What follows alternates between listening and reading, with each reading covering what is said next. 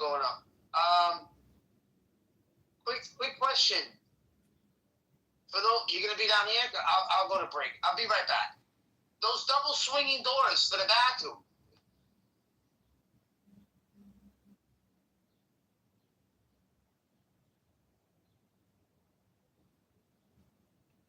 Those double swinging doors for the bathroom.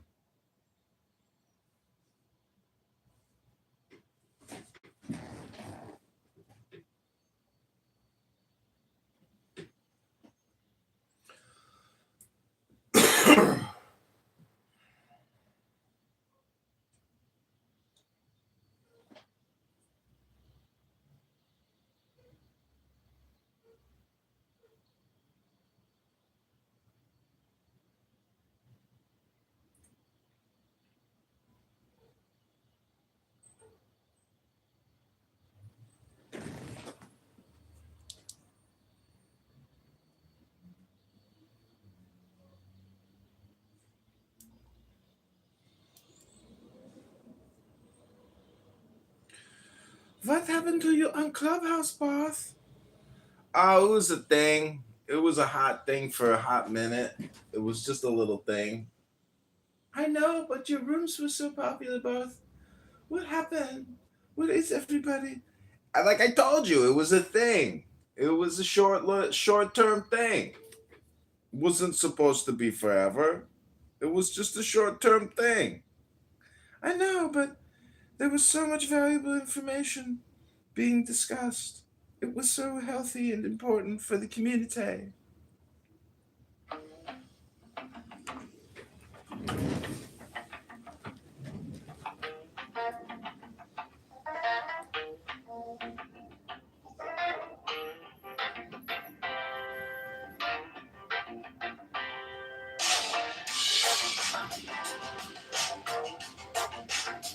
Midnight talk on the floor. I draw a door. You step in like a spell. With your eyes on my core. Coffee on the table. And the candles lean. Rock, hope, I crack. Stirring smoke between. Your hands speak thunder. Mine answer back. Heart like a sigil. Beating on the track. All power, all power. Call it by name. We've been the dark hour. We wear the flag.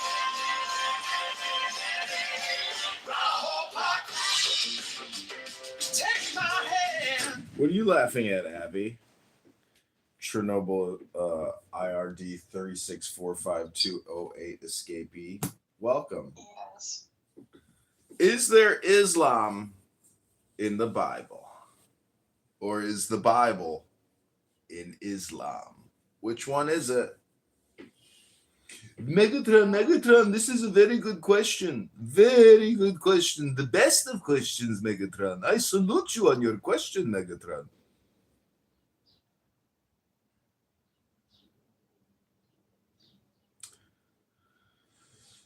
So that wasn't, I don't know. Hello? I told the clock. Can you Oh shit. Too early for this, man. Too early for this? What do you mean? It's 7:53 in the morning here. What do you mean? This is prime time right now. What are you talking about? This is when the shit gets done. This is when the city gets built. Not on your times. No, my time it will never get built. I don't know what your time is. At the moment, it's almost 3 p.m. Yeah, I don't know who said what John, the I fuck, told but everyone yeah, that I'm you extremely messaged happy that Jason's in a worse position than me. I'm not. Yeah, I mean, we were having a good time.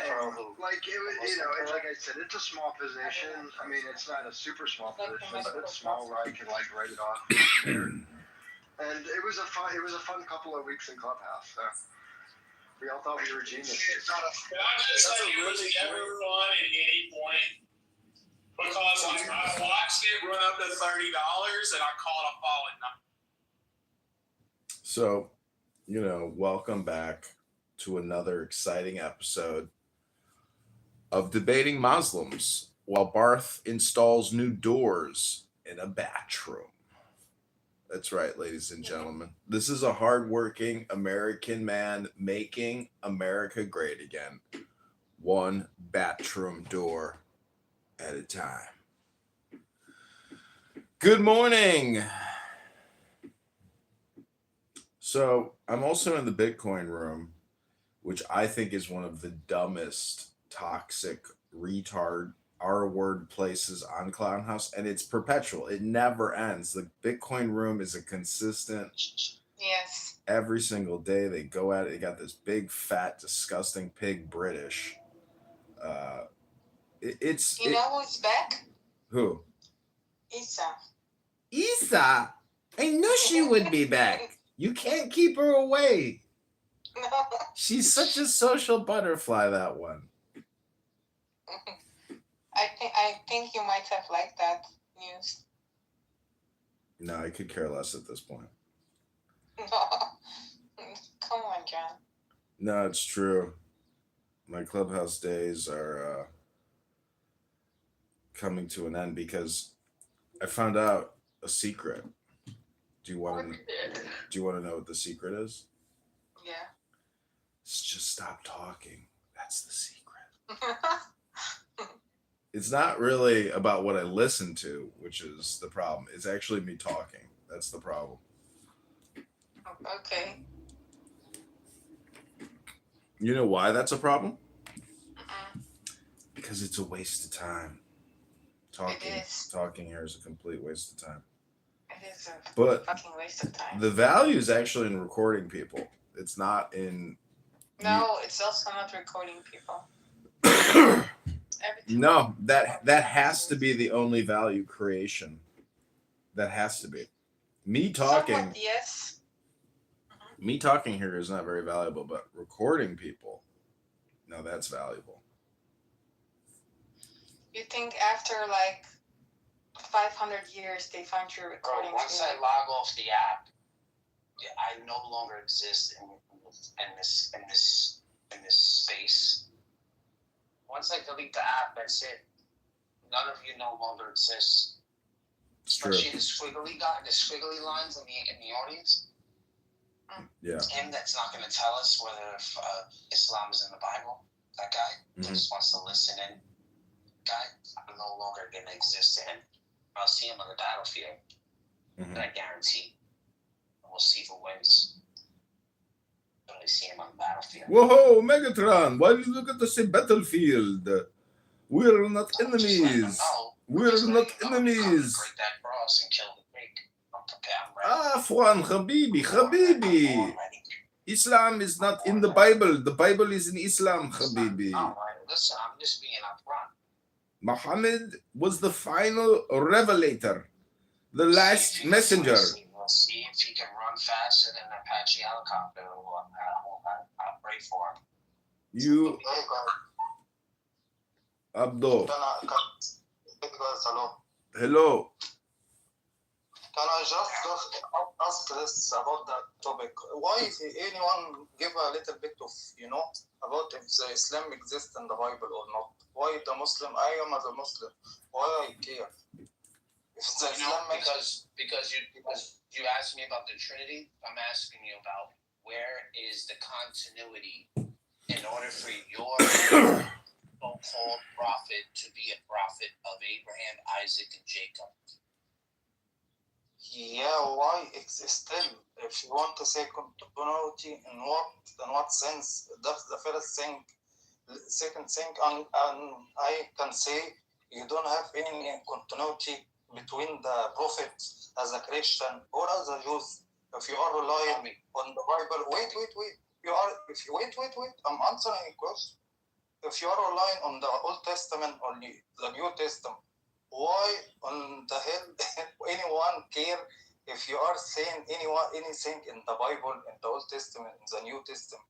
Even if this true, even if your old religion, I'm gonna say even if this true, still my religion saying, at least you know this about Islam, that the prophet is the last prophet. Anything he gonna say Was he the it's last gonna be, wait. He gonna be true, and he gonna be the termination if what in your book is true or false. So anything. There you go. So where is it? There you go. So because you made that comment, Anything right contradict. to ask you, where is Islam in the Bible? I'm not here to teach you English, my friend. Anything the question. contradict. You want to answer the question? Let me know.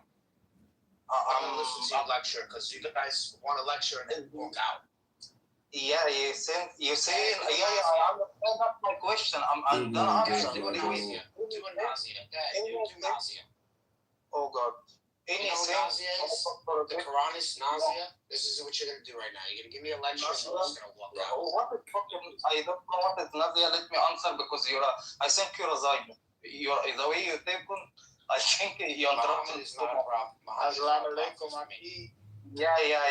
Wait, anything Muhammad is not a prophet for. Why you don't let me answer, Zionist man? Wait. Answer the question then. Hurry up. Because I answer. Here Let go me my answer. input on this situation right here. Why anyone Yo, care? let the guy answer. Islam. Hold on, big homie. Big homie. Chill out, big homie. Yo, big homie. What's happening? Let your boy finish, man. Okay, now, as a Muslim, let me answer. Now, as a Muslim, and don't interrupt me. As a Muslim, as I said in the beginning, why anyone in the hell there?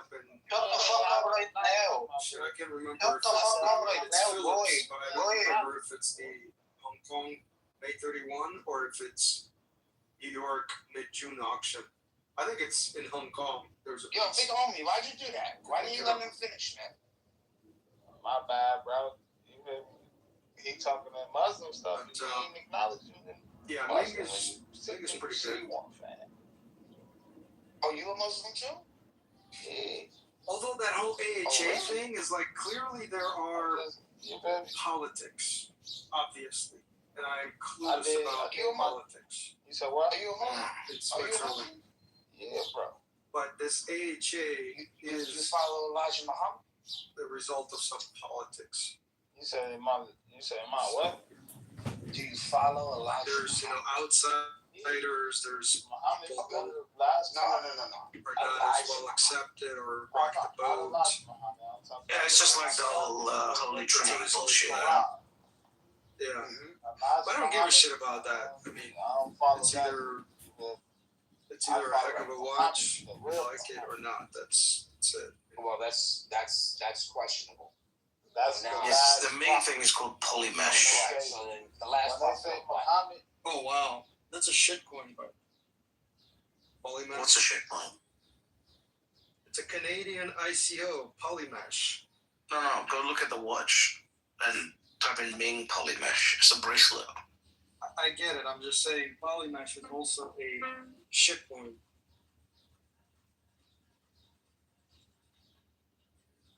This is sick. 5704. Check the 5704 out. Looks beautiful.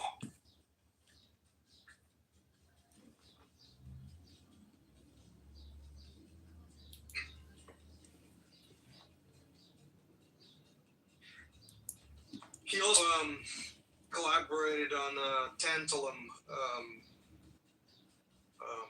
bracelet with Shapiro, and it does look amazing.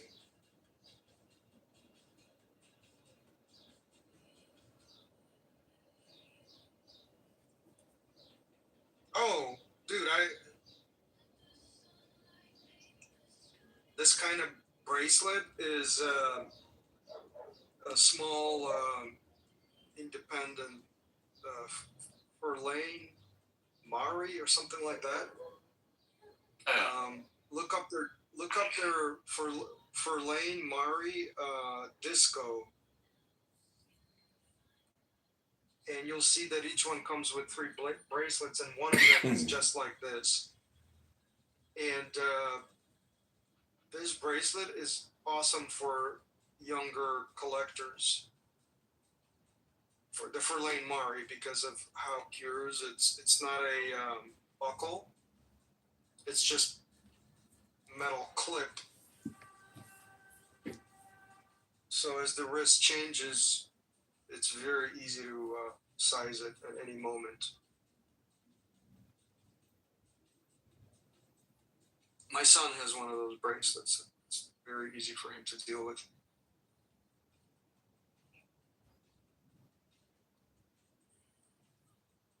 But this one's titanium. This mesh. Yeah.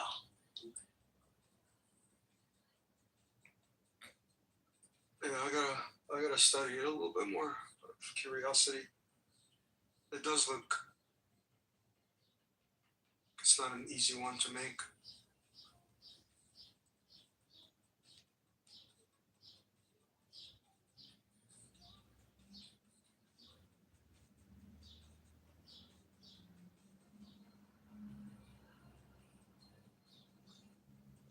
You're talking about Mink Polymesh 20mm curved regular or? Yeah, I think that's the one.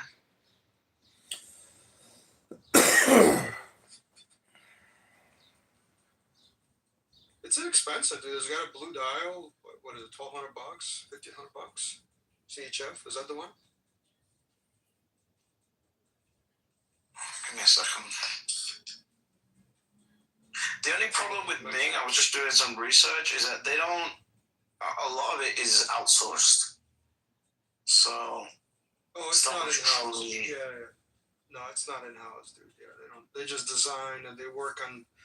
They work on something, but not all of the components. I mean, it's a lot. You need equipment. You need a lot to be like independent, or I mean, not true independent, to be completely in house.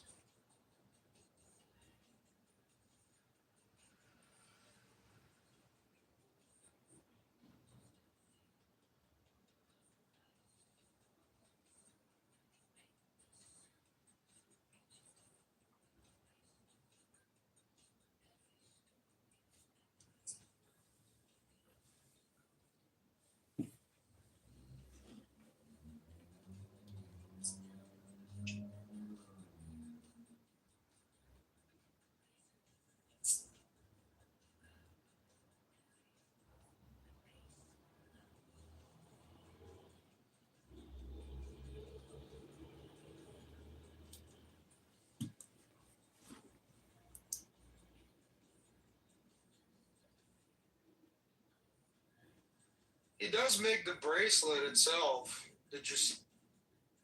Yeah, that one. You could just buy the bracelet and add it to whatever watch. You could have some fun too.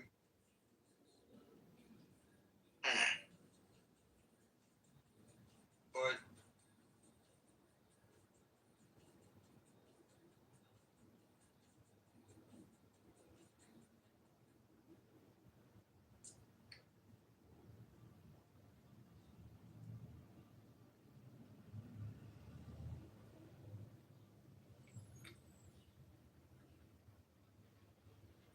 first 3D printed titanium bracelet strap hybrid. Wow, okay. It's pretty interesting. 1,742 components.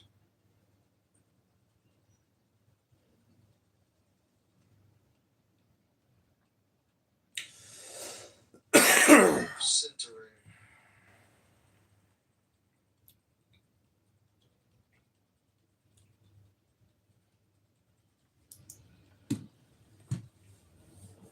Okay, so this is true 3D material printing, not just like extruding melted plastic.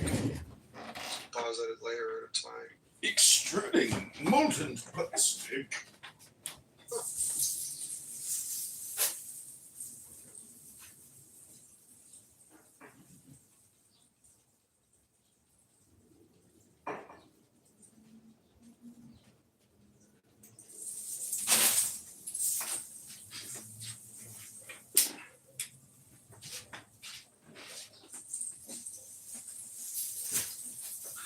Let's see, a lot of these watch make, not a lot, but like Ming, he innovates with modern tech and all that stuff. And besides cool watches, the tech is all, handmade. There's no 3D printing yet, but they'll get there in due time.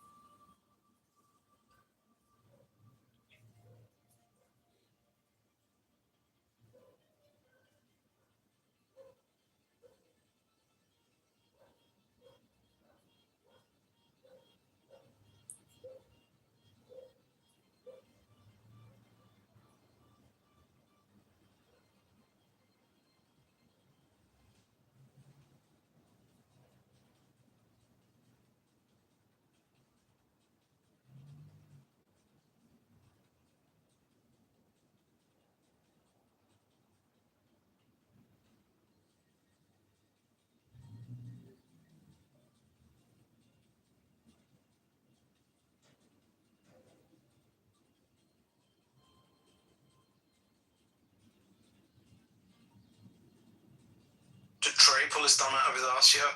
Oh, ain't got to watch.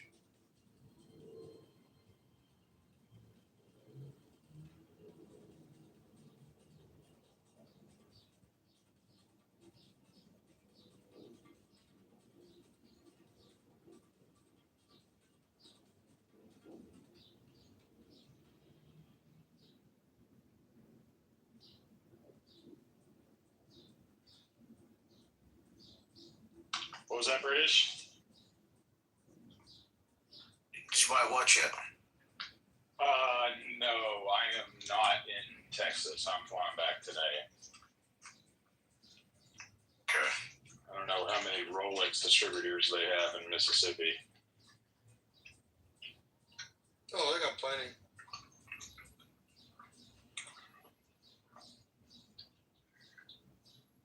Should probably look into some at the airport. You think their airport has Rolexes in Jackson? I don't fucking know, bro. What No. type of shit hole you come from? No way. No chance. No chance.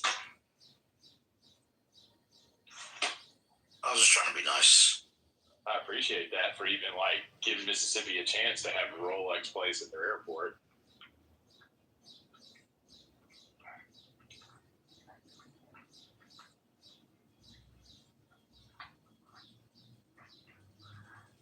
Mississippi may have more money in the UK, but that doesn't mean both places still aren't poor.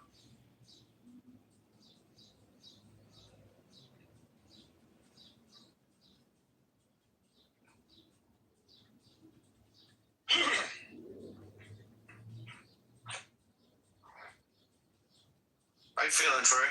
You all good? Yeah, good. Get the bags packed.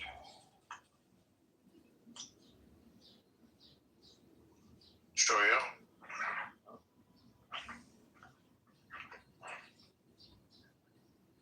Shall I get your blood pressure going again? I can post that picture. Funny guy. Funny guy, British.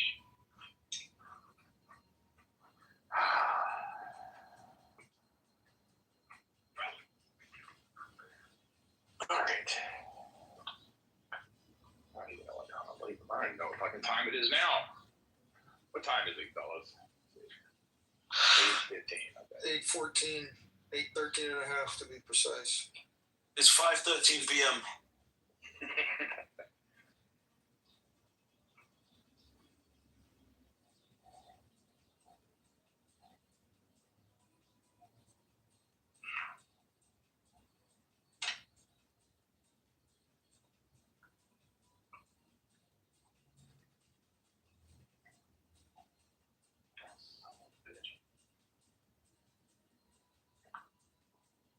You sound very frustrated, Trey.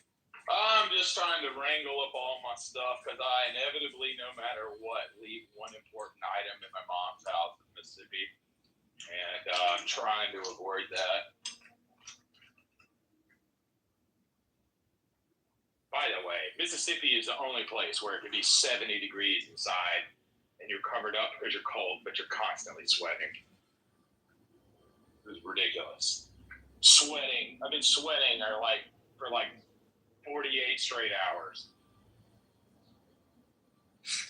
Yeah. And it's not even that hot. It's just so goddamn humid.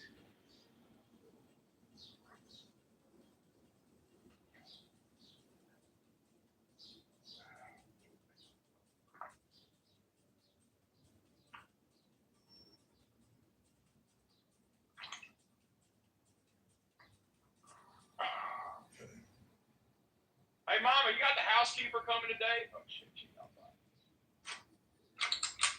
Housekeeper coming today? Told her not to? Oh, okay.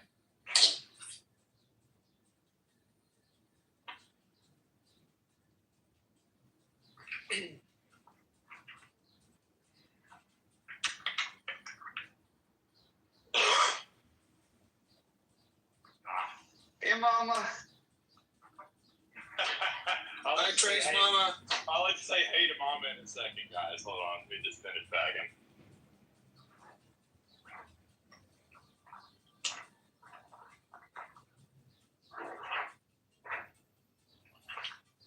she know you won? Yeah, I told her like a week after.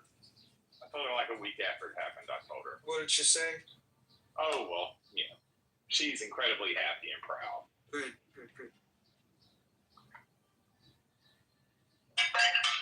You should tell her this is why I'll never win with your support. Did I tell my mom what? You said she's incredibly happy and proud. Yeah.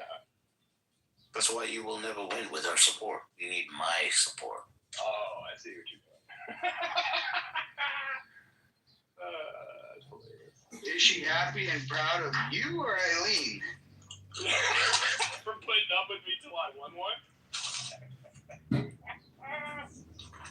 I mean, I would be that proud if my son earned a career average of $500 a year, but I would be of his wife that stuck it through. $500 a year? Disrespect. I'd just like to say, as a NACA shareholder, I'd be happy with $500 a year. I just want to say, as a NACA shareholder, I'd be happy if we just went bankrupt and ended this conversation. NACA shareholder, British, you would just love to actually have your physical shares in your No, I don't want this. This sounds like a support group meeting in the morning. Yeah, it's all right when someone tells us David Bailey's the future and then tax loss harvests their fucking shares. I got the tweet.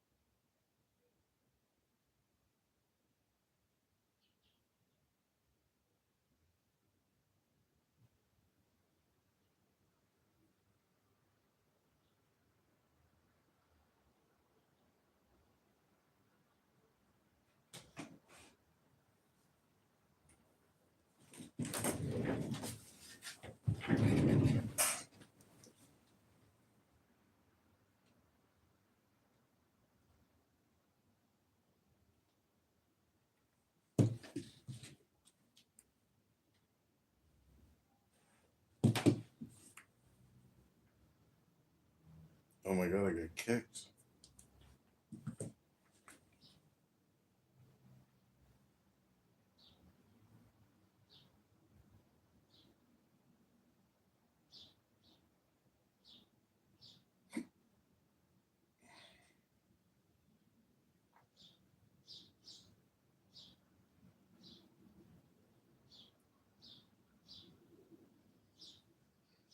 As far as like technical sentiment indicators, you have price versus 50-day, 5-day, RSIs, MACDs, short interest, short sale volumes. They kicked me. Borrow fees. They kicked me. We got a victory. See if it matches. Back to the British. Back to the fucking fat pig British. Logical open interest. Those are all sentiments, technical. It is all technical sentiment. Price relative to moving average, bearish. RSIs, weak, neutral. Andrew. Capitulation. Yeah, we're going to 250. We would have known all of this by just looking at Twitter. No, he thinks Twitter is bullish, man. Listen, man. NACA is worth $6,000, $7,000 a share. Okay. Wait, I said a share. I meant for the whole company.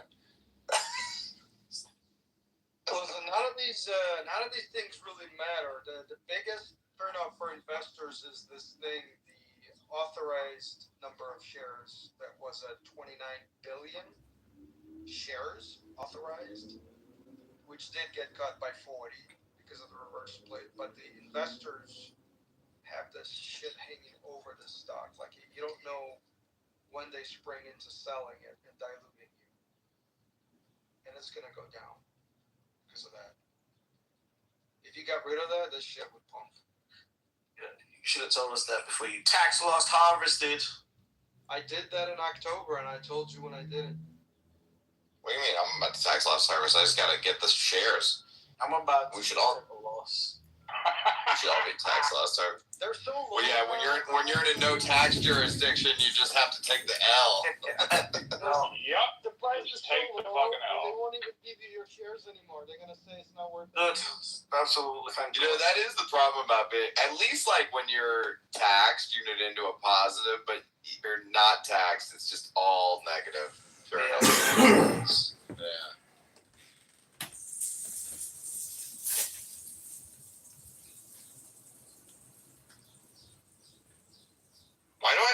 Why do I have to fucking hunt them down for my shares?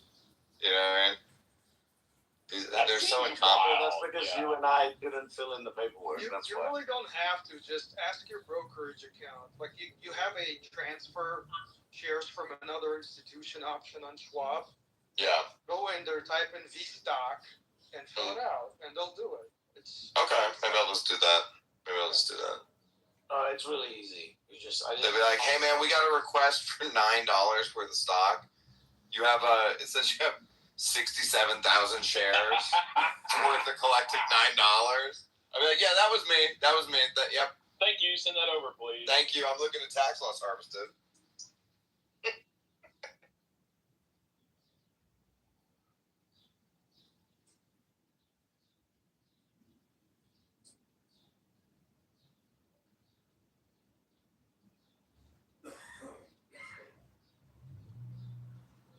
Andrew, I'm going to send you a picture of my tailor just made me something super cool, or my watch. all right. Let's see it. Look at the cuff on this shirt.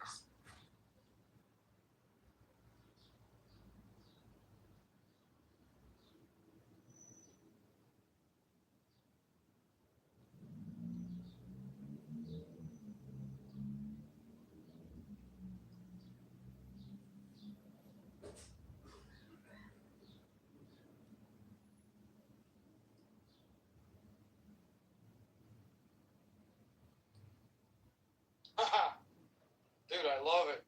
So when you bring your arm up, the watch is like perfect visibility. Where did you see this? I like this. Yeah, it's cool. I didn't even know this was a thing. It's not really a thing. Wait, so you've never seen this before? You didn't copy it from somewhere? He was like, he showed me an idea when I was over there.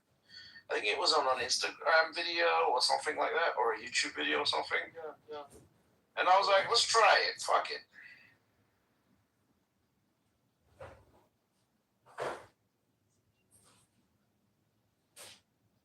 I like this. Yeah, so you put your arms by your side, or you bring it up, and your watch is in like perfect position where the opening is, so you don't need to roll back the cuff. Yeah.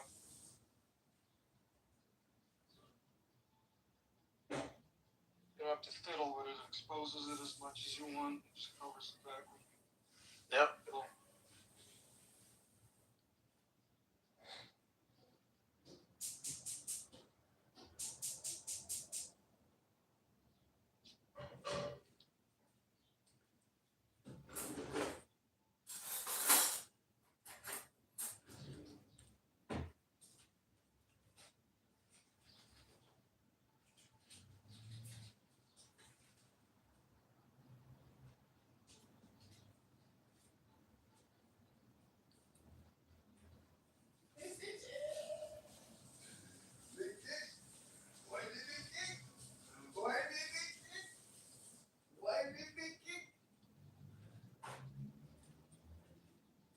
Figure out today if my new guy is pulling left because the sights are off, or if it's just so fucking tiny that I'm shooting it wrong.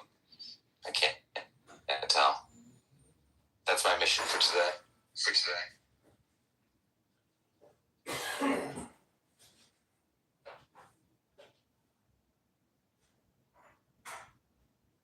Which is a good excuse to go back to the range. Which gun?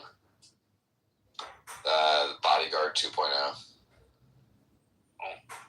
It's a little teeny tiny, little small pocket gun.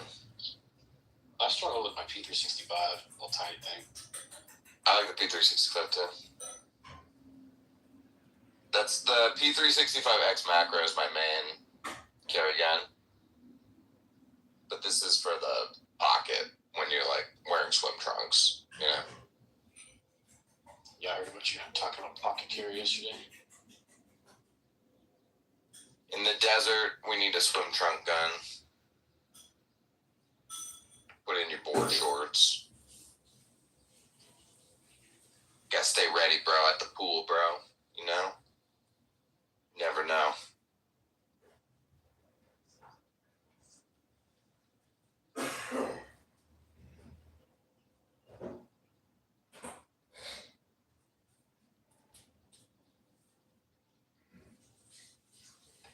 I like the Glock 43X too. I've been carrying that one as well.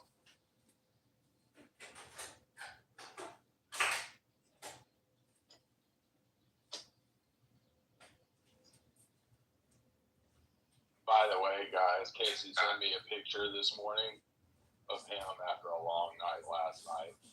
He was celebrating hard yesterday. What was he celebrating? PTR. What's that?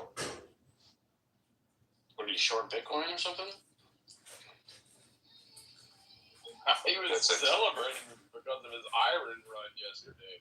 Looks like so.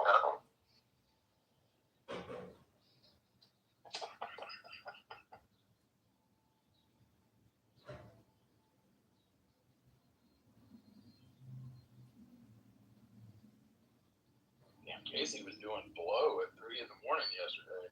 Jesus.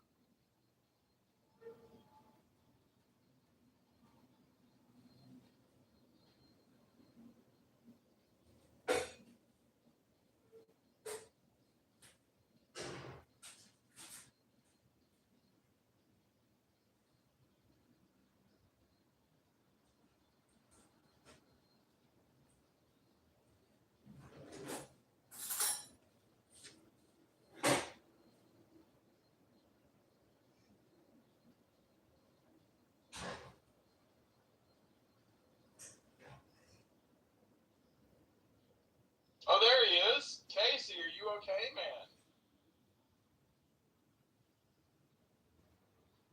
You were going to be up this early.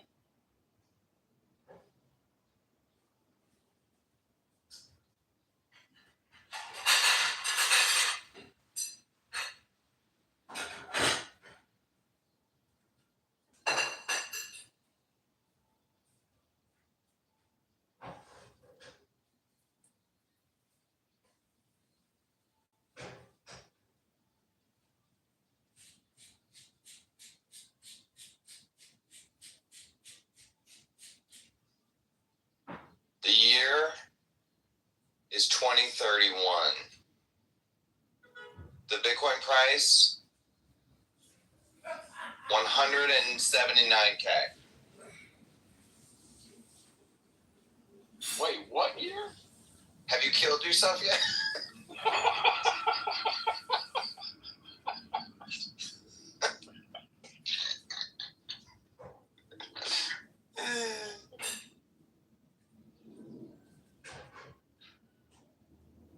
Bro, I swear to God, if the next run gets us to like 180, I'm gonna be fucking so pissed.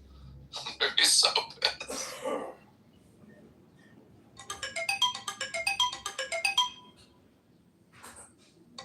I miss the days when Bitcoin was up like fucking a bajillion X. From 2015 to 2017, it was up 100X in 2 years.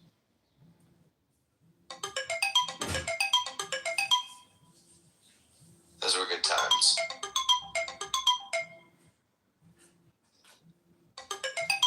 You know what's funny with the benefit of like experience here is I've seen so many people sell Bitcoin like buy Bitcoin at 1,000, sell it at 5,000, and walk away thinking this is.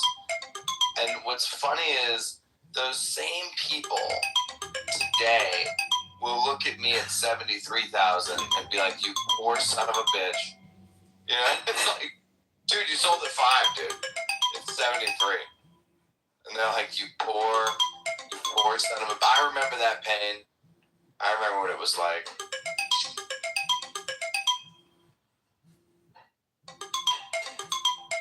Seen them all come and go, you know? Been here a long time.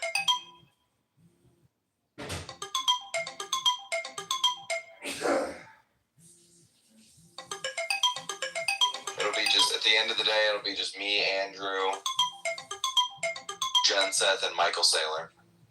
You know? I mean, like, I remember these guys. He used to be a poker guy. His name was Trey. He's some sort of a professional poker player. People would be like, was he any good? Not really. No, but I remember him. I remember him well. He capitulated at 79,000. That's right. He got sick of this shit at like 200K and he bounced. You know? I don't blame him. Why do you keep holding, Uncle Hollow? Well, children, I'm retarded. And obstinate. As fuck. I'm oppositionally defiant. You know? People tell me not to hollow, and I'm like, I think I'm gonna. Fuck you. I'm saying it was. That's what I'm driven by. Of 26, but No, I was already. What is that called, Huddle? Oppositional Defiance Syndrome or something? Oppositional defiant disorder. Yes. I like ODD. that. Yes. Or in your case, Andrew, it's just called being Slavic. I'm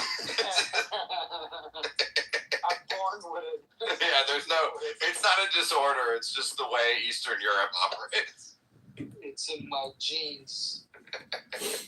For the Irish, too. We're also born oppositionally defiant. We're like, yeah, that's what you think I should do? How about fuck you? There is some sharing of genome between Irish and Ukrainians. Is that true? The Celt? Are the Ukrainians Celtic as well? There's a little bit, yeah. Yeah. And it is expressed in my gene, and it's higher than the Jewish one, so it's real.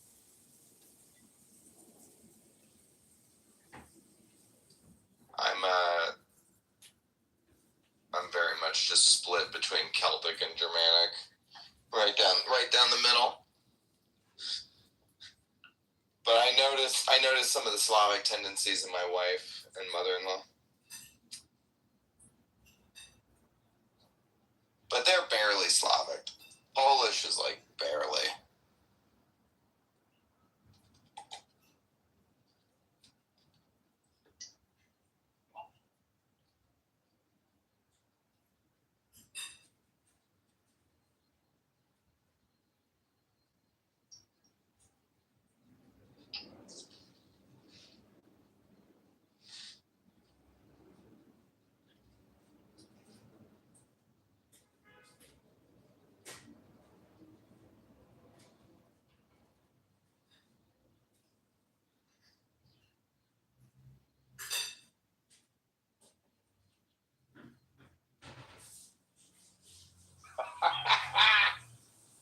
Oh, I got a banger of a story for you guys. Heard of billionaire Greg Lindbergh?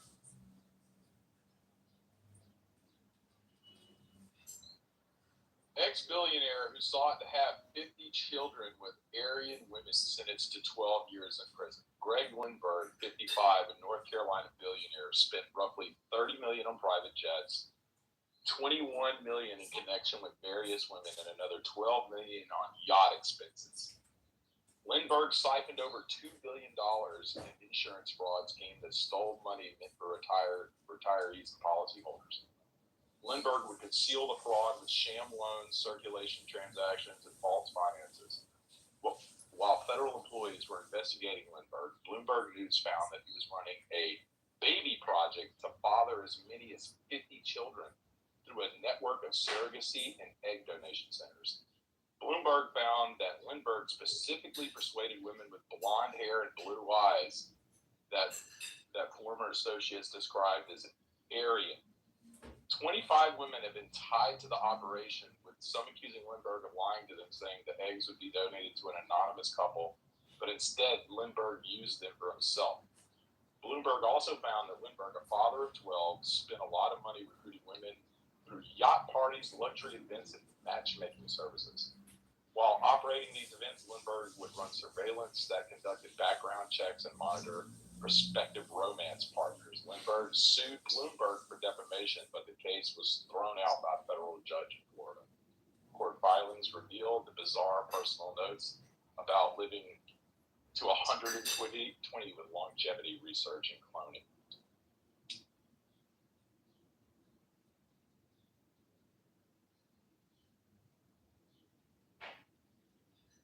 Okay.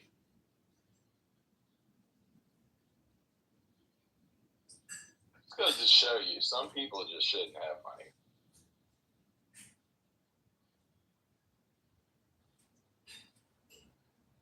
Or be alive. Yep.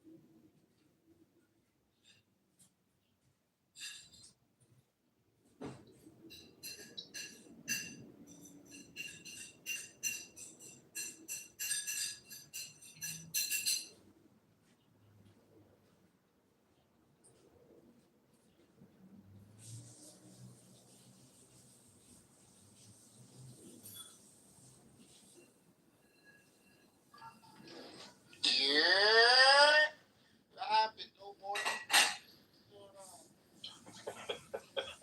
Hitler speech was calling. Coffee and Hitler, that's what I need.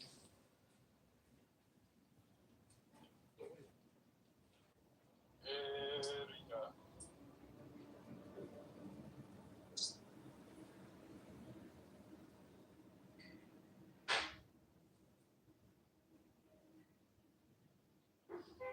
Dave, why'd you kick Zach, son? Explain yourself, bro. I haven't seen Zach since Dave kicked him either. Dave, why'd you kick Zach, bro? Why'd you do it?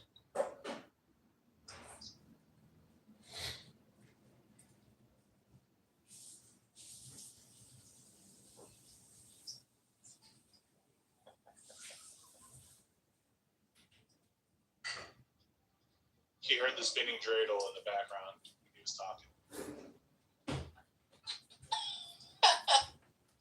Zach is one of the coolest Jews in football clubhouse. Defending Zach. You can take G off, but I'm defending Zach. Damn. Take G off, though. I don't know, man. I think Geoff, he operates from like a different tower. Like, I think I'd take Geoff over Zach, though. Oh, sorry, Jimmy. Yeah, no, I got super triggered. And they had me on speaker before they the shop. They called me back. That's good. We got Ethan in the house. They said we called our We moms got Ethan to ask in if the they sent a house. pizza here. And the people at the store said no. The lady that ordered pizza said that you would probably say that's that crazy lady from Florida. They were laughing. They're like, we had your number. So we were going to just, they called me back. That was funny. Okay, that's good.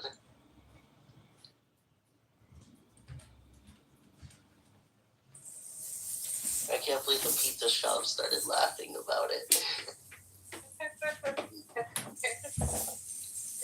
Everybody laughs about it. I mean, these are the unfuck your truck guys. I mean, it's a very small town. Woodward, Iowa.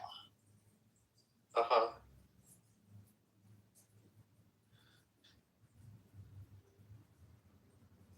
But yeah, Francie, I love the story that a lot of people don't know about West Virginia and the coal mines, the limestone mines, and all the mining that goes on in that state. And with the pepperoni rolls, how those women back in the day could figure out what to make to get their guys in, and it would still be good by lunchtime. It's amazing. You guys ever get bored? Look at the story. So, I'm gonna put something in the chat.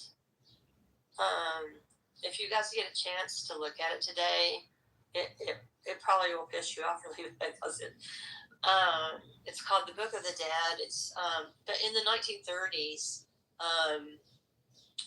they were going to do a hydroelectric project, but they had to tunnel through this big mountain, and there was, I guess, limestone in this mine, and it when it's ground down or messed with, it creates silica dust, and when you breathe, you're breathing in like stuff with little pieces of glass in it, and it like they're just fine dust particles, and dust particles are rough, so people make it seem like glass, but it's not glass. Like that's what Christina was trying to say earlier. Okay, I got it. I didn't know, but this book, it lists every person who died in it.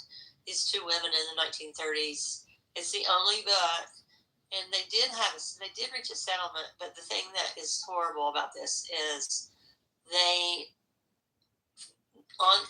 did this intentionally, but they mostly brought in black men, knowing what was going to happen, and some Chinese men, because a lot of the people from China would come to mine here because it was conducive to the mining they were doing there. So, but very few white people.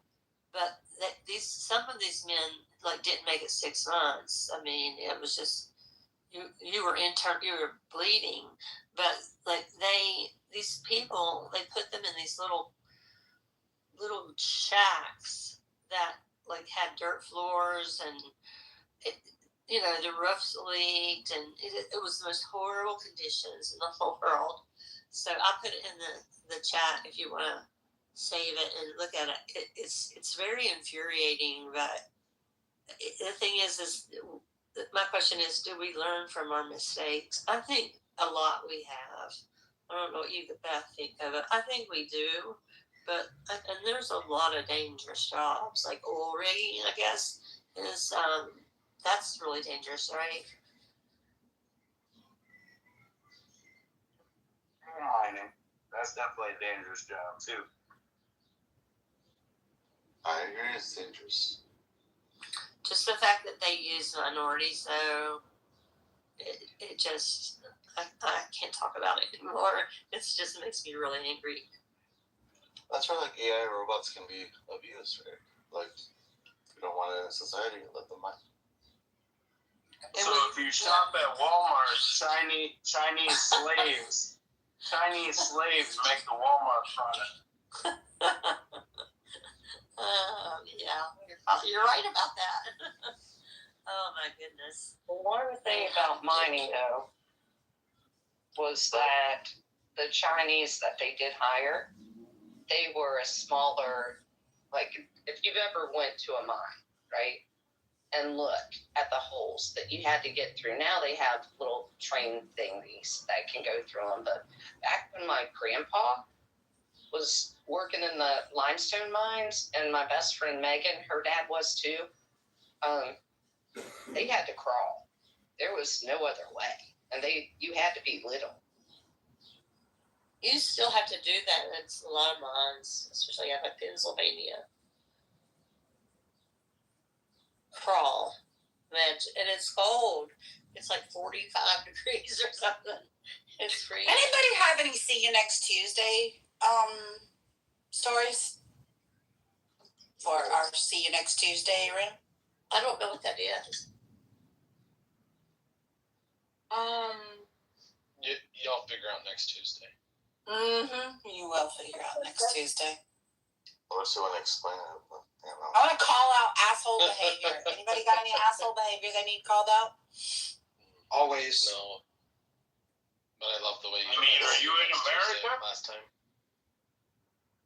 Whoa, guys. It's carnage. Who is carnage? This ain't Like asshole behavior is making people. Who is carnage? Limestone mines.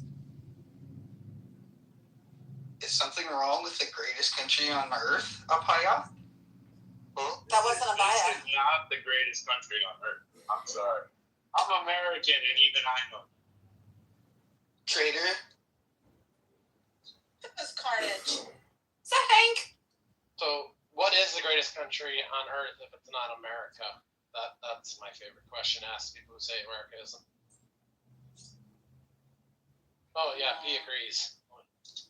And crickets, because they don't have one that's better to give as an example. Perfect. Australia. It's the greatest. With all of its flaws and imperfections, it is the greatest country on earth. Come on, man. America is. maybe it's Australia's a penal colony.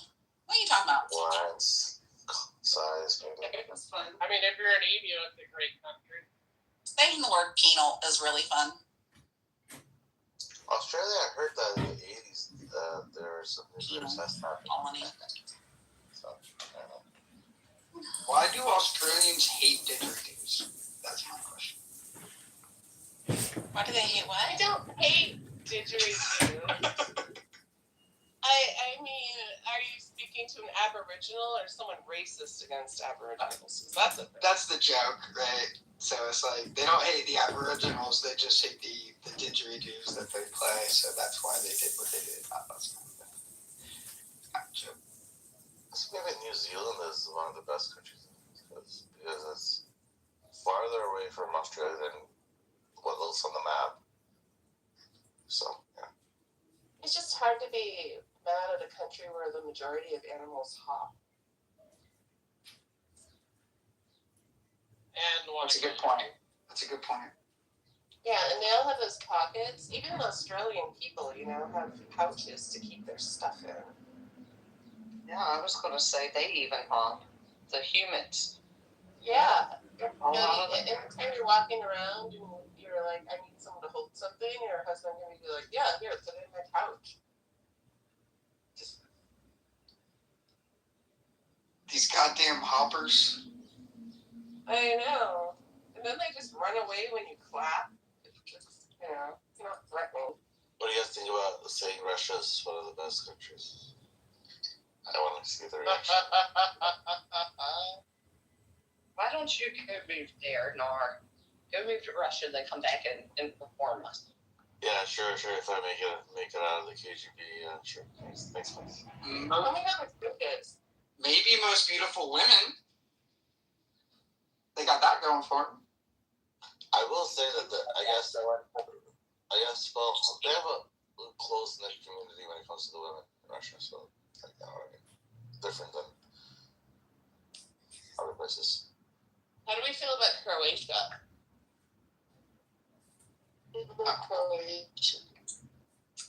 You're Croatian? Yes. Me too. No way. I am also Croatian. No way. Shut up. You're joking. My last name is Drjajic. My family's from Dubrovnik. Oh, really? Mine too. I don't believe you. Me? 3 Croats in one room. The odds are not making sense right now. Marno, ti si gudala. about like Luxembourg?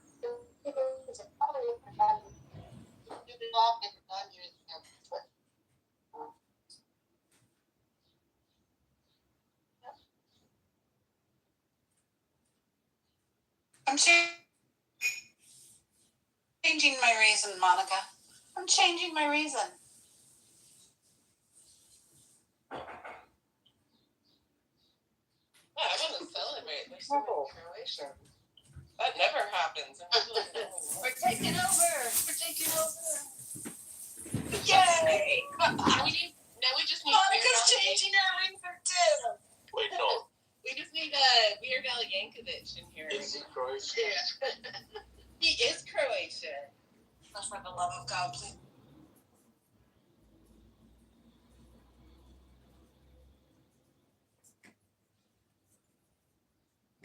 Is nothing more than just a metaphor, functionally speaking, right?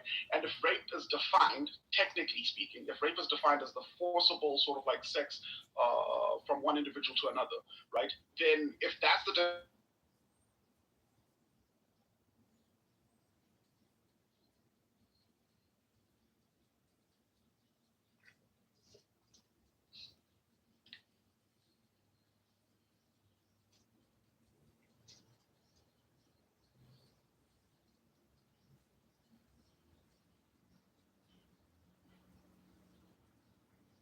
The room, right? There's a cup sitting there waiting for him. He doesn't drink it. Because Isn't it when he said, I won't drink again until I'm with you guys in the kingdom? Is that what you're talking about? When so there's the four cups referencing him. Yeah. You want me to give the Can't information on lose the what you top? didn't have. No. I mean, you can, but I know what you're saying. I was just saying, Yes. So they usually like, I think this is mentioned a lot. And this is mentioned in Luke here. Let me post it on the top so you guys know what I'm talking about. I think that also like mirrors the Galilean marriage thing. That's what he says. It resembles a symposium. That's what he says. He don't know the hour because in the culture, only the father is the one that sends the son to go marry the bride. I don't know if you've heard about that as well. That's very interesting. So this is a Passover ritual, and this is in Exodus 6:4, right? And he says, the first cup is I will bring you out, I will deliver you, I will redeem you. And the last cup is I will take you as my people. So, I just wanted to let you know, because I think a lot of this stuff kind of slips by, even though if you see them using the apologetic. Sometimes, Omar, you're smart enough to ask them, like, what is this? What does the cup mean? And I think this cup, because they're using a reference, right, to say that he's praying, but yet the same reference is he's saying that he knows that he's going to die. He knows there has to be a sacrifice. So I just find it funny because I hear these like, apologetics going on all the time, and they love bringing this verse up.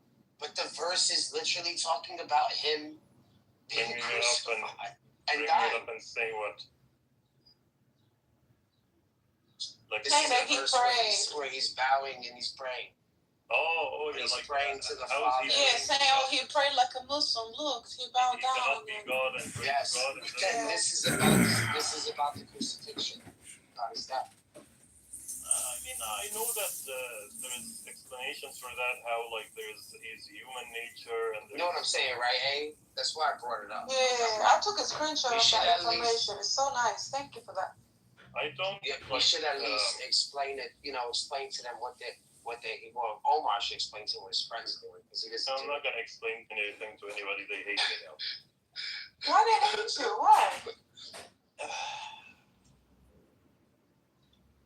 We have theological differences.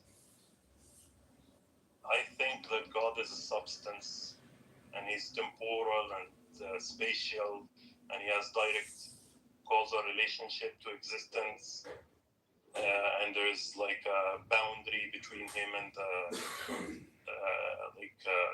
the existence, and he exists in a certain direction and stuff like that, and they think that's like blasphemy. So, well, the Trinitarians are going to say that Jesus did this for his ministry, because once he has a glorified body, he doesn't suffer anymore. No, I'm talking about God, like the Father. Yeah. Well, that's what I'm saying. And that state when he's man before he resurrected, he's in that state. He's in that right. But temporal state. Yeah. For Muslims, there is only like single. Let's call him the Father for convenience sake. I think even if I was a Christian, I would still believe that the Father is temporal and like spatial and like, because I don't believe in the existence of non-temporal and non-spatial concrete objects. That to me, that would be like saying that the God is like the number 3, or like that's nothing. Like that's just something in your head. So that's the current difference between me and them right now. Funny thing is that what I'm saying is the entailment of what they're saying. Like my sect is like highly substantialist. I'm not going to say physicalist, but I'm going to say substantialists in the modern sense. But they don't like to commit. They tell you like, oh, these words weren't in the Quran and the Sunnah. Yeah, I understand. I get it. The words themselves didn't, but the meaning is clear. Like, there's no dispute that this is what Ibn Taymiyyah believed. If you translate it to modern philosophical language, that's what he believed. I don't know why we're embarrassed of it. Like, I don't get it.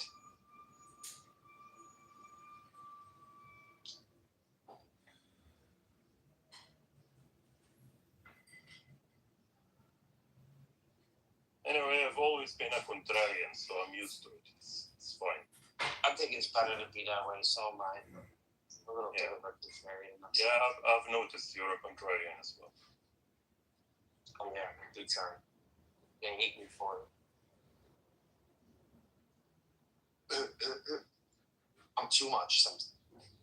Yeah, I remember when I opened the room to declare my return to Islam, and I said, like, look, I'm not signing any contracts with anybody. I don't want any assumptions. Like, you people gotta calm down. The Salafis were very happy, although I didn't say that I was a Salafi for different reasons, but I was basically mainly agreeing with them. They were happy because a lot of high-profile atheists who came back during the periods were Ash'aris. Ash'aris are sort of like Neo-Platonian, speculative philosophers type thing. So they were happy that high-profile atheists came back to their sect. I'm like, people, like, be careful. I'm not like, you might not agree with what I'll say later.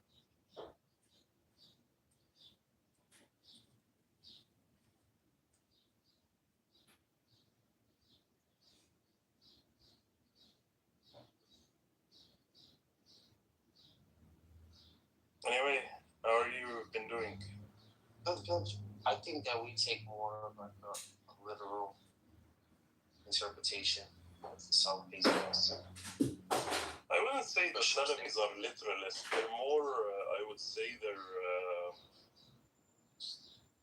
they take the apparent meaning of the word. So, for instance, if you're saying, like, I saw a lion on the podium, they wouldn't say that there was a lion, the animal, on the podium. They would say there was, like, a speaker who was, like, on fire, like a lion.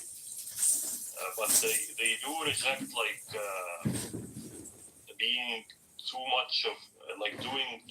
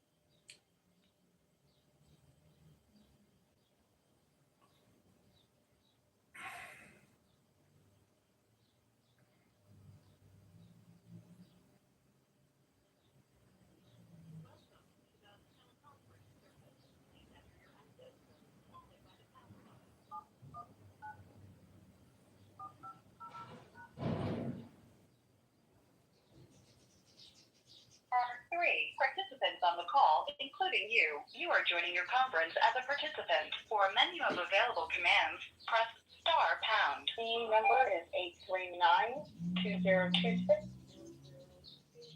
And who do I have on this line for complaining? This is John Kitover. Hi, Mr. Kitover. How are you today? I'm good. How are you? I'm good, thank you. And who do I have on this line for the agency? What do you say, Johnny Johnbro? Hi, Mr. Johnbro. How are you? Thank you. And do we have the stylist with us, or what role is the stylist is playing in this case? The stylist is our office's paralegal. I'm the assigned attorney. Gotcha. Thank you so much. All right, well, we are here for an initial conference. Let me start by just explaining the initial conference is not a hearing. It's not evidentiary. We're not going to be deciding anything on the merits of the case today. It's simply my opportunity to bring the parties together so that I can explain my process and the process in hearings moving forward.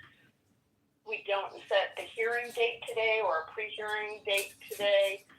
We do those things down the road after we fulfill some other steps first. And if there are claims that survive those other steps, then we will have another conference like the one we're having today, where we will set a date for a hearing and a pre-hearing conference. And I will set deadlines for the things you need to provide to me before those conferences. But for today, we're going to talk about best modes of contact with me, some email protocol.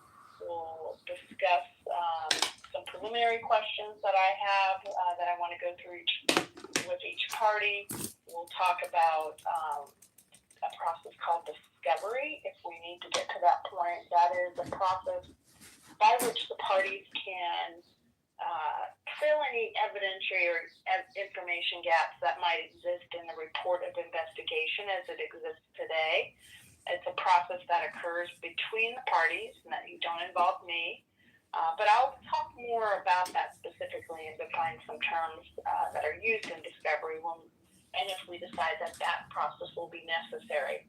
We can also talk about any preliminary motions that the parties think need to be filed in this case before we would get to a hearing or a pre-hearing conference stage.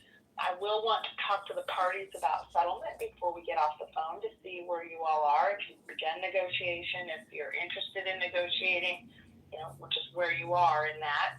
I want to remind the parties that hearings are closed, confidential proceedings. They're not open to the public. And even though it's a dispute that's brought you before me today, we need to maintain civility and respect for one another in all matters moving forward. Being prompt and on time, we all were reasonably within that 10 o'clock start time, so that's good. If we set any deadlines today, I want you to be mindful of what's on your calendar already. I don't want to set deadlines that conflict with things you know already are on your calendar that would prevent you from making that deadline.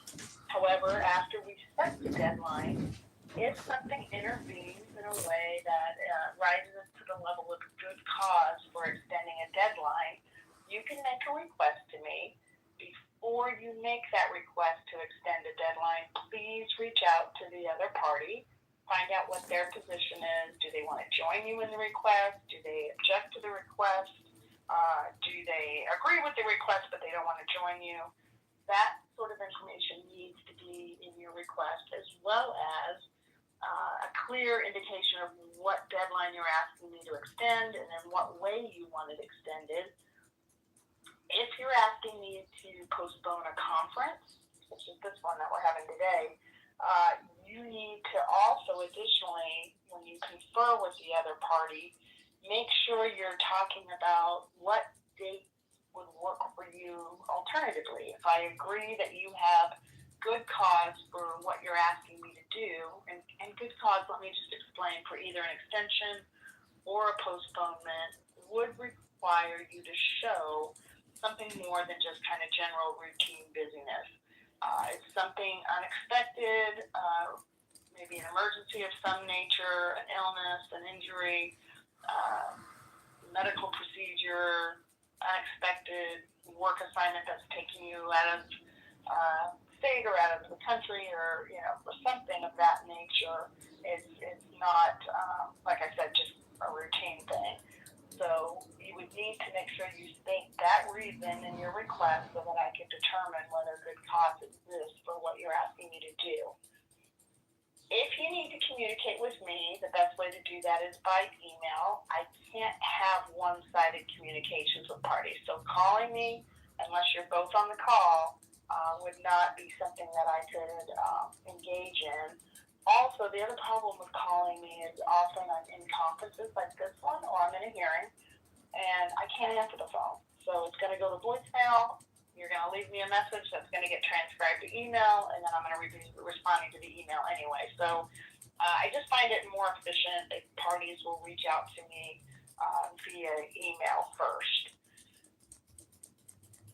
When you do email me, please make sure that you're including the case name, meaning the party name, as well as the EEOC number. I need both of those things to be able to be clear on emailing me and why they're emailing me. I can't have, again, one-sided communication, so it is very important that you both are included in any emails to me.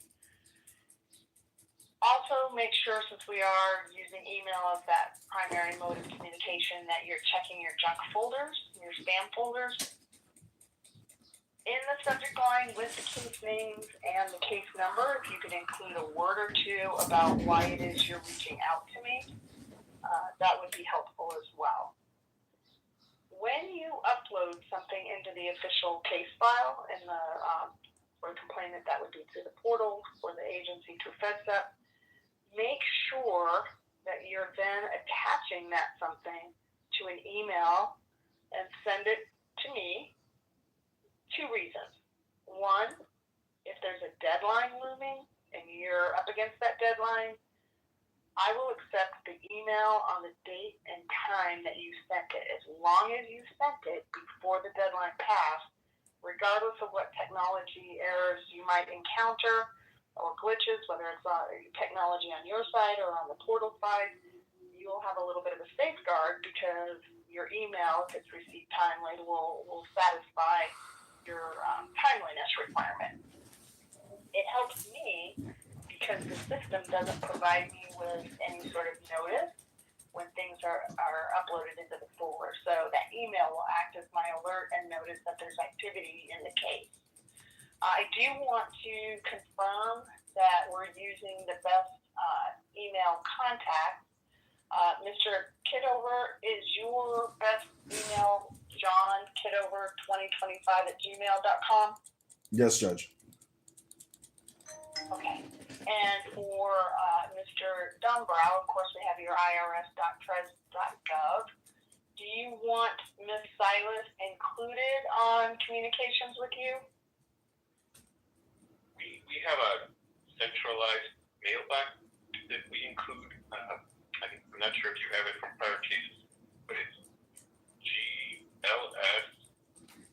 GLSCHI.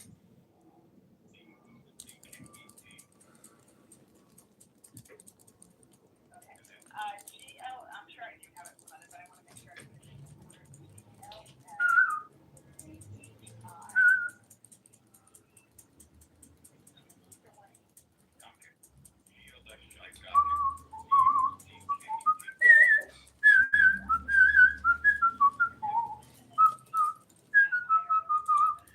IOScouncil.press.gov.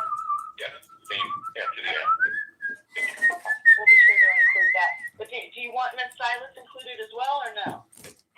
If you include me and the docket mailbox, that's sufficient. That's enough. Okay. I'll make sure I put that in my order then, and it'll be there for both parties. So, Mr. Kitover, make sure when you email Mr. Downbro that you include that GLS email address as well. It'll be in my order, so you'll see it there. And of course, when I email you both my order, you'll have it there as well. All right. Mr. Downbrow, any concerns with service by email as I've described? No, Judge, no concerns. Okay. Mr. Kitover, do you have any concerns with receiving and sending things by email in this case? No, Judge. Okay. I want to go ahead and do a little bit of a preliminary exercise. When I do this exercise, I do it one party at a time. That's mostly to make sure I'm not misunderstanding who's talking, as well as to make sure we're not talking over one another. So don't read anything into who I start with.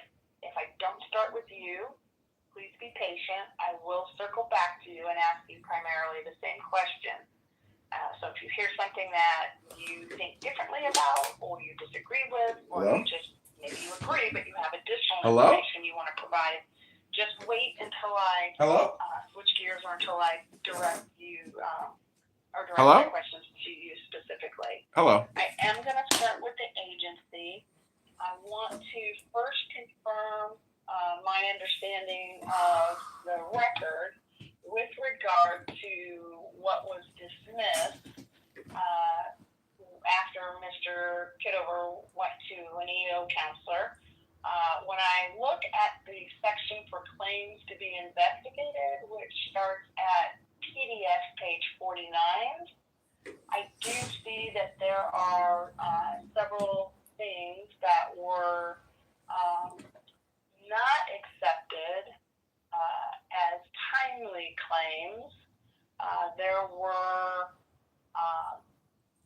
well, let's do it this way first. There were some things that, while they were accepted, meaning B, C, and D, they involved discrete incidences that occurred prior to, I'm just reading out directly verbatim from the ROI, footnote 2 on PDF page 49. Occurred prior to February 7th, so untimely raised beyond the 45-day time frame. But it appears that these untimely discrete events are still considered as part of the harassment claim. I also saw that there were some other claims, however, primarily apparently F, G, H, and I, that were dismissed, and we're not going to go through every single aspect of why they were dismissed. My main question is that the universe of things that the agency didn't accept? Yes, Judge. Mr. Dombrow. Yes, Judge. I have 5 accepted claims for a harassment claim, not a disparate treatment claim, of several that are discrete acts.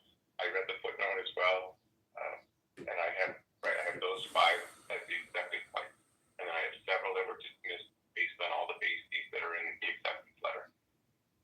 Okay, so nowhere else in the record do we have any, well, it might be referenced, but there's no other aspect of what he raised that were dismissed. Is that right? As far as I know, it's what's in the letter. Okay. And what's your position, Mr. Dombrow, on the completeness of this record? It's over 700 pages. Do you believe that it's complete and no discovery is necessary? Do you believe it's complete but some limited discovery might be helpful? Or do you think there are significant gaps that are going to require some discovery to fill? I would say number 2, that limited discovery on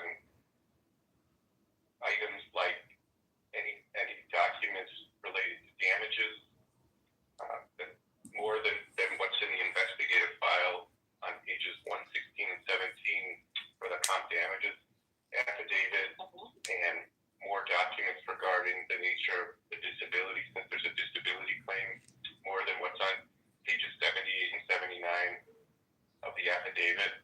And I would like to request permission then to get documents regarding disability. I want to know if there were any grievance filings, since in certain places in the investigative file and the administrative file, there's a reference to possible grievance filings, but I wasn't completely sure about that. I also wanted to ask about any audio recordings or statements. Those were Mr. Kitover mentioned those to me in a settlement demand, and I believe they might be in the investigative file, but I'm not sure. I wanted to know a little bit more about the prior EEO activity than what's on pages 79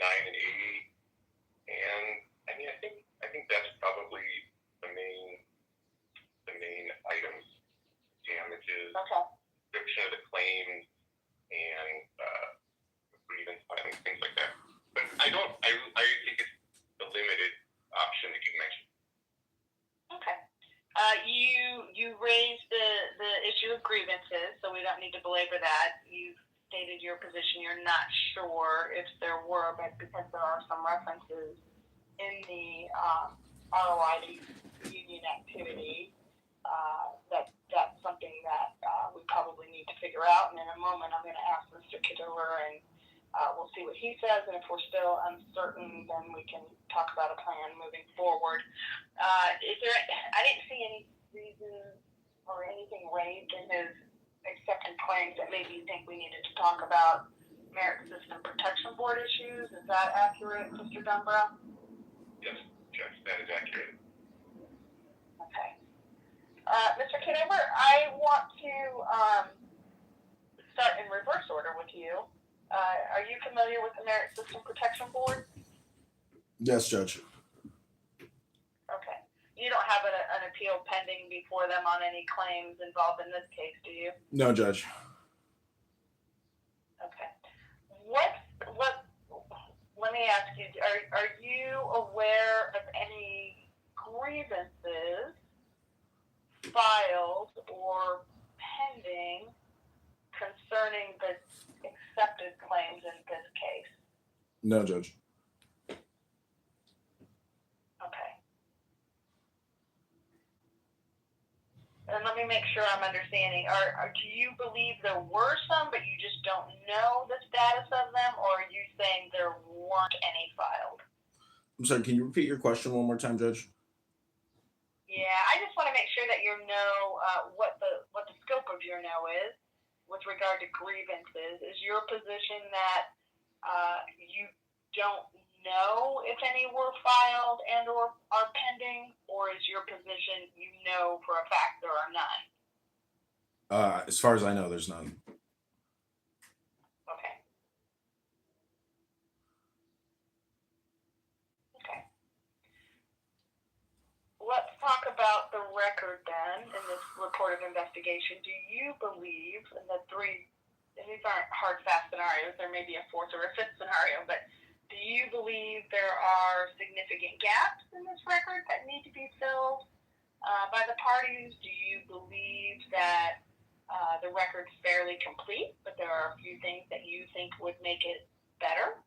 Or do you believe the record's complete and you don't think anything is needed to prove your claims?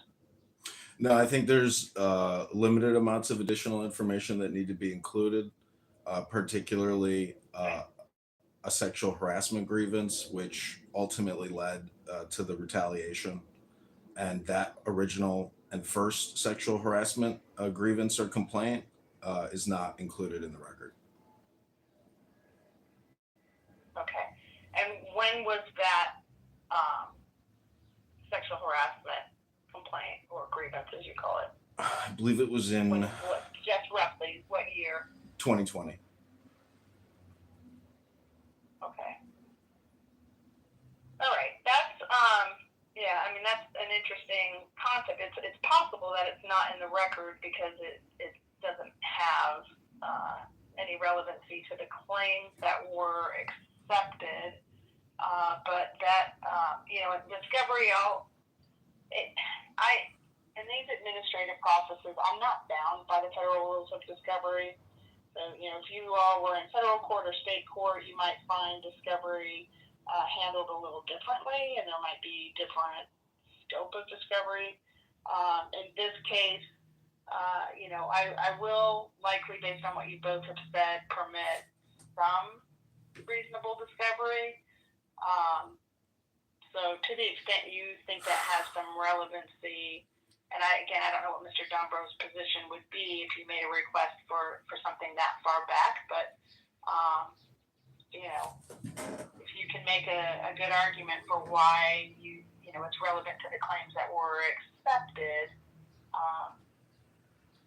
discovery is a little more lenient than what you might be able to use in a hearing. So, in other words, while you sometimes can ask for things that arguably should be produced, you may find yourself with a hurdle down the road in terms of being able to use it at a hearing. So just keep that in mind. Is there anything else, Mr. Kitover? No, that's it, Judge. Okay. And with regards to the things that were not accepted by the agency when they issued their notice of acceptance in this case of your claims, are you in agreement with what Mr. Dunbrow and I discussed about the universe of those dismissed items? Yes, Judge. Okay. Are you intending to seek reinstatement for anything that was dismissed by the agency? Yes, Judge. It has to do with what I just previously mentioned about the sexual harassment grievance in 2020. Right. Do you have any, and we're not going to argue it, like I said, I'm not going to rule on that in this conference, but I need to determine whether I want to give you a period of time to make your argument in writing.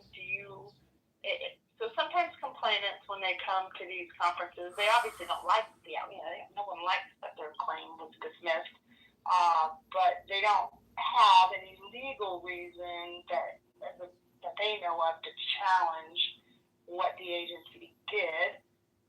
In that case, a request to reinstate would not likely be successful. If you have, though, a legal reason why you think the agency got it wrong, then I would be happy to give you an opportunity. Generally, I'll give up to 10 days for a complainant to put their argument in writing, and then the agency would have 10 days to respond, and then I would make a ruling just based on the parties' positions. So what I'm asking you is, do you have any legal basis to challenge the agency's dismissal? Yes, I believe I do, Judge. And what's your legal basis, just generally? Constitutional and Civil Rights Act. Can you be more specific? I'd be happy to put it in the statement, but I don't actually have my notes prepared or pulled up from previous correspondence. Okay. I'll give you the 10 days, and then Mr. Dunbrow, you have 10 days to respond to him, okay? Yes, Judge. Does that make sense, Mr. Kitover? Yes, Judge. All right. I limit that to 5 pages. It's got to be double spaced, at least 12-point font, and that's the same for any response. So you'll see that in my order. Let's go back to discovery just for a minute. Mr. Kitover, are you claiming as relief in this case? So if you're successful in meeting your burden's by preponderance of the evidence, meaning you have to tilt the scales just past 50% in establishing that the wrong that you allege actually occurred and was unlawful. And if you're successful in doing that, then you then have the burden of proof in establishing that any damages you claim were caused by the agency's unlawful action. So you have kind of 2 steps you have to get past by preponderance of the burden or preponderance of the evidence. My question to you is, if you're successful on that first hurdle, right, of establishing liability, meaning unlawful conduct as alleged, are you claiming relief for any sort of physical or emotional, mental injury? And let me try to distinguish what I'm talking about. So under the EEOC Management Directive, there is language that requires the agency to seek typically written approval before they ask for limited medical records. And the medical records can be for establishing when we have disability cases, if there's not enough evidence in the record to conclusively establish the disability that's claimed, then the agency can seek limited discovery into that. not your entire medical records, not for every disability that you may or may not have had, years prior or since. It's at the time that you made these allegations concern, were you disabled or was there a disability, since you're claiming as a basis disability. But there's a second area that agencies can request some limited medical records, and that's if a complainant is seeking relief for an actual injury or harm, so either physical, mental, emotional. That typically is involving ongoing injury, a diagnosis from a doctor, a prognosis, treatment plans. So those sorts of things usually signal that someone is seeking relief for the type of injury that would open the door for an agency to properly seek those sorts of records. If a complainant is just claiming a general emotional distress, usually that's indicated by I think I'm entitled to relief for the anger that the discrimination caused me, the humiliation, the embarrassment, the sadness, my stomach hurt and I was unable to sleep. But it didn't rise to the level of an actual ongoing harm that was diagnosed. Oh no, I am fully on board now. So that latter category of just negative emotions usually does not open the door for an agency to seek limited medical records. So with that explanation in mind, are you able to say one way or the other where your claim for relief might fall? Does it fall towards the side of actual injury, or does it fall towards the side of negative emotions? Hi, Judge. It involves actual injury and not emotions. Okay. Then, Mr. Dunbrow, I am going to grant your request to seek limited medical records as to the claimed disability and as to the damages. Again, that's not an open carte blanche ability to seek an entire individual's medical history and records. It's got to be pretty specifically tailored to the claimed injury and the claimed disability. Of course, the complainant, if they think a discovery request is too broad or beyond the bounds of what's been permitted, they can always file a motion for protective order with the caveat, and this is a caveat to both parties. If any party files a motion for protective order, you should probably be clear that it's not something you want to use in support of either your proof, if you're the complainant, or your defense, if you're the agency. Because if you convince me that a protective order is appropriate, that means it doesn't come in. It doesn't come in at hearing. It's protected from discovery. Discovery, and we'll go more in depth in a moment, maybe in this conference, maybe not, but we'll see. But if we do get to the part where we set some discovery limits and deadlines, just remember, discovery is a process that happens between the parties. You don't send me your requests. You don't send me your responses. The only time you would involve me is if there was a dispute that you tried in good faith to resolve yourselves and couldn't. So just keep that in mind. All right.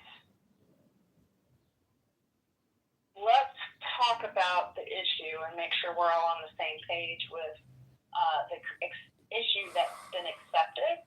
And again, if we look in the ROI, we've got the acceptance partial dismissal section that starts on 49 that captures what the agency accepted. It's also then restated in the investigative summary, which begins on PDF 57.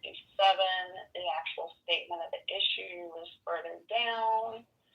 Give me just a second. It is at PDF 62. And as I understand the statement of claims and issues to be investigated, it's whether the agency subjected complainant to harassment based on sex, male, disability, protected activity when A, in March 2024, complainant supervisor S1 called complainant a, in quotes, man whore in front of a coworker, and since then, S1 regularly communicates with complainant in an insulting, degrading, and passive-aggressive manner.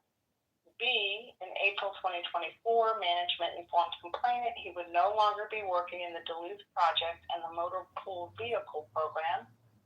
C, in April 2024, S2 informed complainant he was going to investigate complainant's time and attendance. D, on dates from May 1st, 2024 to the present, complainant has been charged absent without leave, in parentheses, AWOL. And E, in March 2025, S2 stated if he sees complainant at work, he's going to punch him in the throat, in quotes. Mr. Kitover, is that the issue that you understand is to be heard and resolved through this hearings process? Yes, Judge. Okay. And Mr. Dumbrow, are you in agreement? Yes, Judge. Okay. Mr. Kitover, do you have any other EEO matters that are pending either at the investigative level with the agency or with another administrative judge? No, Judge. Okay. All right. Let me ask you both. I'm going to start with the agency first. You know, when a complainant has indicated that they want me to reconsider some dismissed claims, sometimes it makes sense to hold off on discovery just long enough to resolve that. Because sometimes if we reinstate claims, it can affect how much or how little discovery or, you know, what the discovery period is. But sometimes the claims are such that even if we reinstate them, you know, it doesn't impact discovery that much in terms of the limits and the duration. Do you have an opinion, Mr. Dumbrow, on which of those two scenarios you think this case falls into? If Mr. Kitover is successful in convincing me that his dismissed claim or claim, you know, parts, if it's even partially successful, do you believe that would warrant more discovery or different deadlines and limits on discovery? Judge, I would agree with you that it would be better to hold off on discovery until we know if there are any additional claims.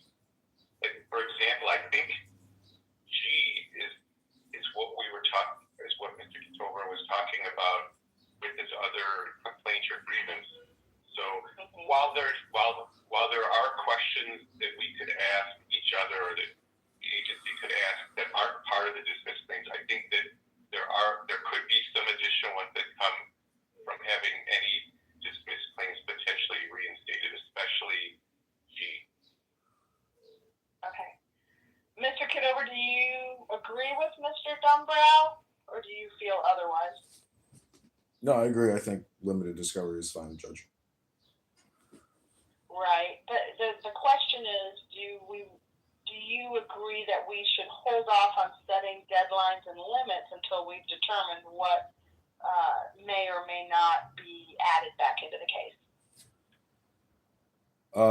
I'm really either way because they've already determined, I guess, what has been accepted by the counselor. So if this is not admitted, I mean, I'm still prepared to proceed, but I think based on the importance of it in terms of being the starting point of my claims, that, you know, we can hold off. I mean, it's fine by me.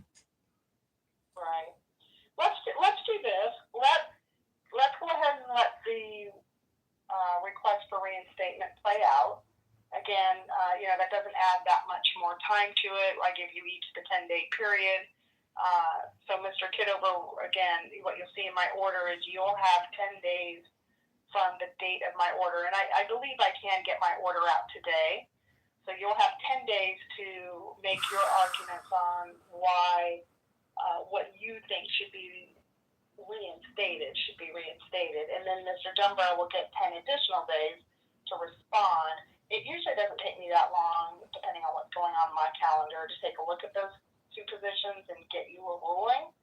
Let's go ahead and hold off, but let's set a date certain when we'll all come back for another conference. It'll be a little shorter because we won't have as much to cover, but we'll basically know what our scope of the issue is, right? It'll either be the same as we addressed today, if you're unsuccessful. But if you're successful, there will be things added back in, and then we can make informed decisions on how much discovery is appropriate and what the length of time discovery should be. And then we can also set a date for any other motions that the parties think are appropriate. And doing that, so I want to build in at least the 20 days. It's the 28th. Let's see.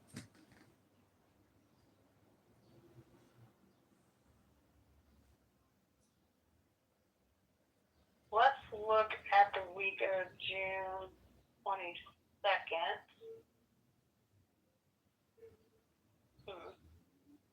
Do the parties have availability?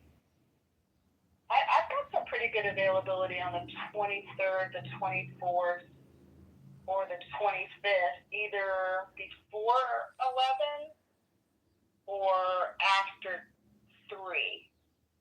I'm going to start with Mr. Kitover. Is there a particular day that week and time that works for you?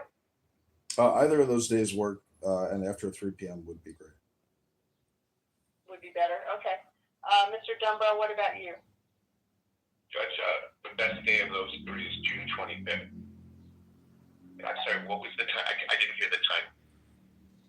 It would have to be after 3 for me, so let's just say 3:30. After 3 Eastern time. Yep. So 2:30 Central. Well, whatever time it is. Dr. Adams, by the way, this is the launch of our big back line. It's 10:39 where I am Man Whore. That'll be our first product in our catalog. There'll be a whole line of products dedicated to man whores. So at 3:30 Don't you scold me. Eastern time. This is the launch of our big back line. Drewski's endorsing it. We will know the scope Drewski's of an investor, by the way. claims, and we'll be able to move on with scheduling discovery and any other motions. Does that make sense, Mr. Kitover? Yes, Judge. Okay. Does that make sense, Mr. Dunbrow? Yes, Judge Legal. Okay. I'm just taking it up here to make sure I get the date down right. All right. So the only thing left that I want to touch base with you all on, and then is discovery. Mr. Kitover, have you sent a demand to Mr. Dunbrow, to the agency? Yes, Judge. This case came to hearing? Yes, Judge. We've had 2 back and forths. Okay. And was the last back and forth to you, or were you sending them something? It was to me, of no settlement. Okay. Mr. Dunbrow, were there some sticking points, or what's the agency's position? Just the demand was not as something that the agency was willing to provide. The first demand was for $230,000, and the second demand was for $160,000. Okay. Does the agency have any authority? I was not given any authority by the agency. Does the agency take some sort? I guess I'm just trying to get a sense of where you are preliminarily. Are you saying that the agency has no interest in settlement whatsoever, or are you saying the agency just needs to see what you need, that additional information that you discussed in discovery? What's your position on that?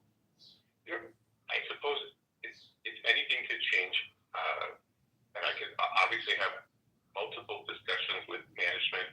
As of right now, management did not have any interest in pursuing settlement on those terms and didn't authorize me to submit a counteroffer. Okay. Just keep in mind, negotiation is a back and forth, right? So I'm always a little curious when I hear a party, and it happens on both sides. various stages where somebody says, I didn't like their offer, so no. And then they just walk away. That's the negotiation stops, obviously. I mean, that's just, there's no way parties can find the middle ground that they need to arrive at to be able to resolve a case informally if one party just stops because they don't like what they heard. If both parties are interested in resolving through the hearings process, which as you can see even from today, there are multiple stages and steps. It's not a fast process. It takes time and energy and emotion. Then the best way to do that is to continue talking. You get something you don't like, okay, then put on paper what you could do. Again, the other side may not like that, but then it's on them to come up with something less than what they originally sent you, or different than what they sent you. It doesn't always have to be just about money. Sometimes cases will resolve where the money is not what either party was hoping for, but maybe there was some non-monetary aspect that had value to a party that the other party could do. So it takes creativity, it takes patience. If you all are interested in resolving this together, you have to be reasonable, you have to continue talking. It happens between the parties. You don't involve me, similarly to discovery. If you find that you're involved in negotiation, but you feel like you're just not getting anywhere or you're stuck on something, and both parties believe a conference would be helpful, you can request a settlement conference. All I need from parties to be able to refer this case to one of my colleagues who would act as a settlement conference judge is a statement that you both think a conference would be helpful. I can't set a conference where one party doesn't want one, or where one party might want one, but they just don't think it's going to be helpful. That's not going to be a good use of anyone's time. So, all you have to do is represent that you think it'll be helpful. So I just wanted to put that out there for both of you. Mr. Kitover, do you have any questions on anything we've discussed today, or do you have anything else you want to raise today? No, Judge. I think it's been very thorough. Thank you very much, Judge. Okay, thank you. Mr. Dunbar, do you have any questions on anything we've said today or anything else you want to raise? No, Your Honor, I don't. Okay. Well, I appreciate both of your participation today. We can adjourn, and I will get you your order before the end of the day. If you have questions on it, please make sure that you're addressing those questions to me, include the other side, but do so sooner as opposed to later. Don't wait until you're up against the deadline.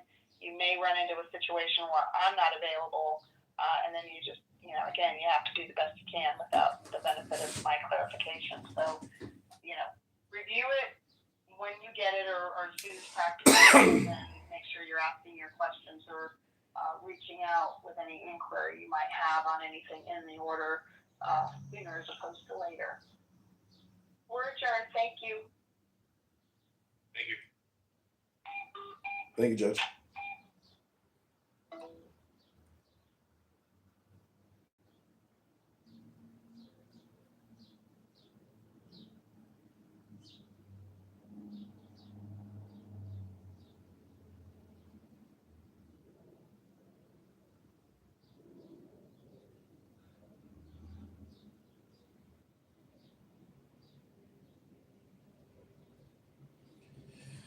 Big back, big back, big back, big back, big back. We're bringing big back, baby. I think you're in love with me.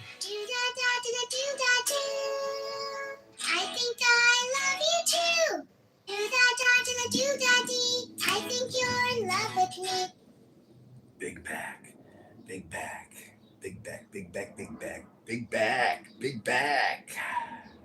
Yeah. Big back. We're bringing it back, baby. Big back. Big back, big back, big back, It's big. loaded up with snacks and different foods. Squeeze into this tiny shirt. My big back has no room. Big back, big back, big back, big back, big back, big back, big back, big back, big back, big back, big back, big back. Might just eat a Big Mac. Might just order DoorDash.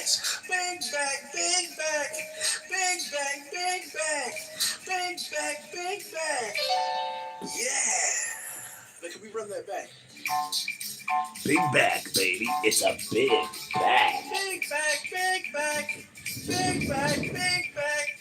Yeah, my back is loaded up with snacks and different foods. Squeeze into this tiny shirt, my big back, big back, big back, big back. Yeah, my bag is loaded up with snacks and different foods. Squeeze into this tiny shirt, my big bag has no room. Big bag, big bag, big bag, big bag, big bag, big bag, big bag, big bag, big bag, big bag, big bag, big bag. Might just eat a Big Mac. Might just order DoorDash. Big bag, big bag, big bag, big bag, big bag, big bag. Yeah. Now can we run that back? Big bag, big bag, big bag, big bag. Yeah, my bag is loaded up with snacks and different foods. Squeeze into this tiny shirt, my big back, baby. All right, I want to thank everybody for joining me. I hope you guys are having a blessed day. Bless up. Stay strong. Move fast. Big back. Coming back. The big back.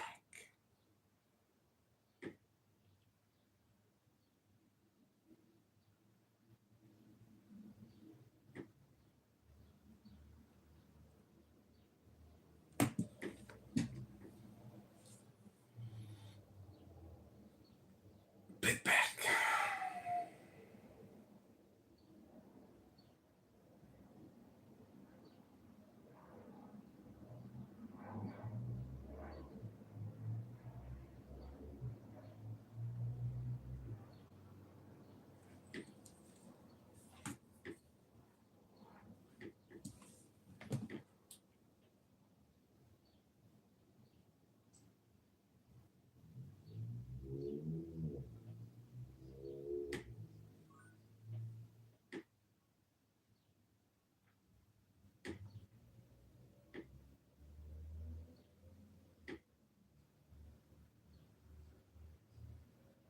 Important to your case and totally changes everything about the treatment.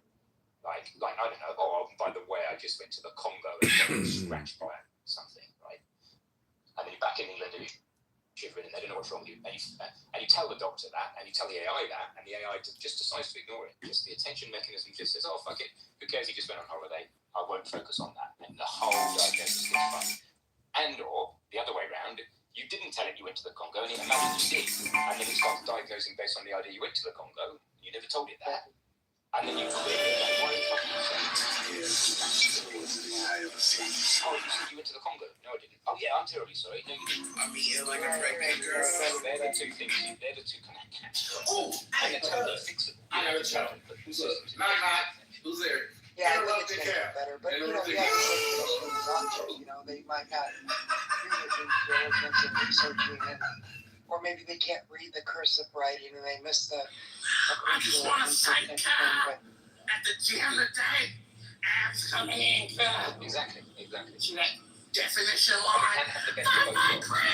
Have the deterministic ability to do things perfectly, and the slightly more creative, slightly non-deterministic, like LLM style thinking. You can have those words.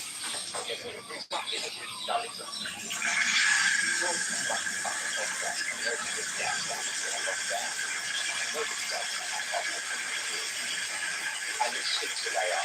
I try and do that.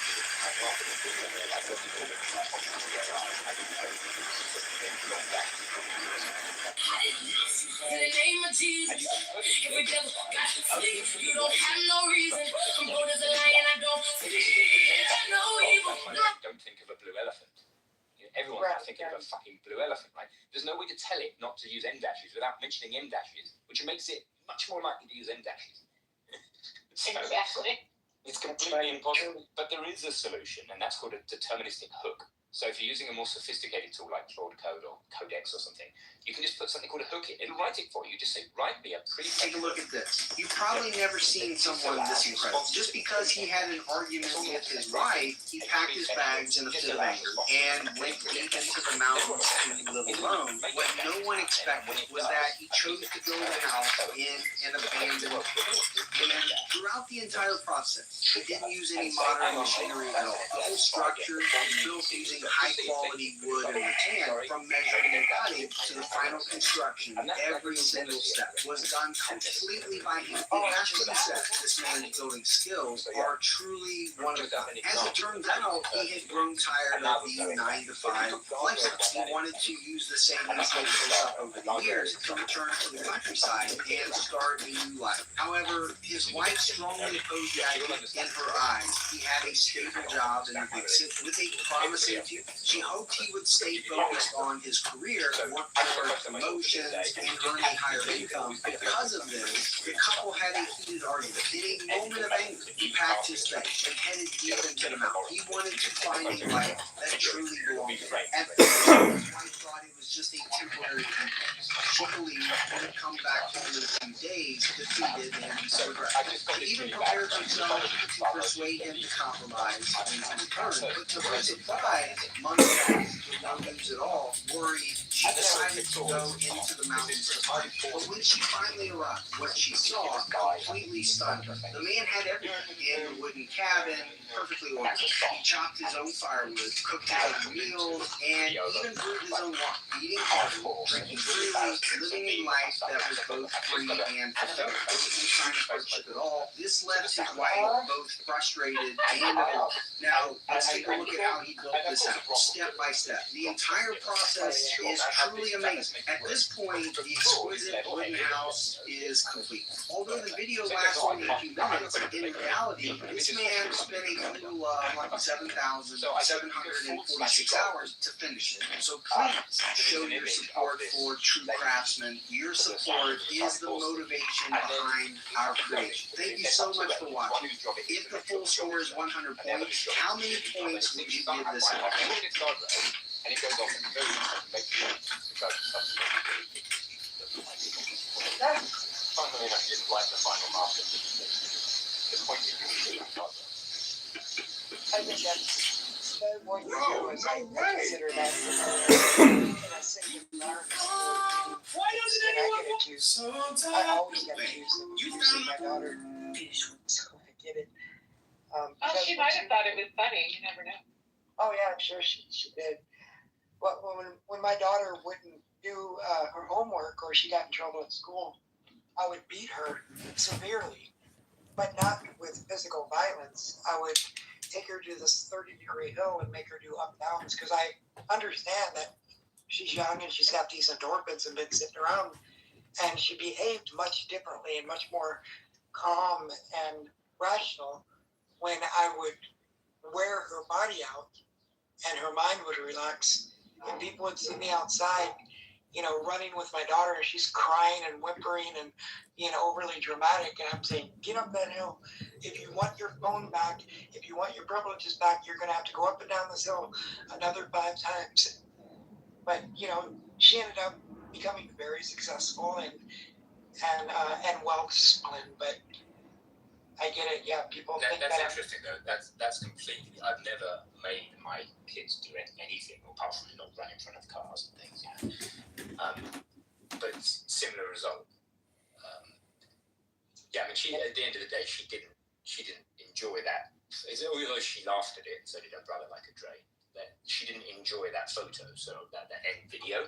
So she's like, make one of yourself. So I did make one of myself. So I'm like, okay, well, I'll just delete it then. I mean, the point was testing, the process was testing the AI guardrails because, can you get it to do things that it thinks it's not allowed to do? Like make a, demeaning, what it calls a demeaning video. Well, so I didn't make my daughter do it. I made her make the decision. So when you misbehave, you lose your phone privileges for a week. But how can you get your phone privileges back? Let's go run the hill of death. So she decides, I said, well, you can have your phone back, but we have, in order to get your phone back, you have to decide to run with me. And so she would actually make the decision. She didn't have to do it, but she would always choose to do it. Yeah. That's fascinating. I'd like to talk about the empty space as a concept in terms of enlightenment, if I may.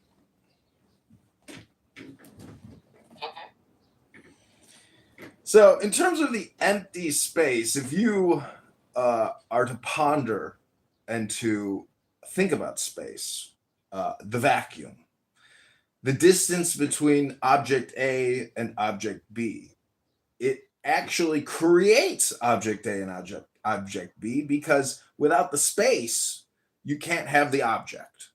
So space and object are one. They're connected. Opposite ends maybe of the same stick, but they're polar.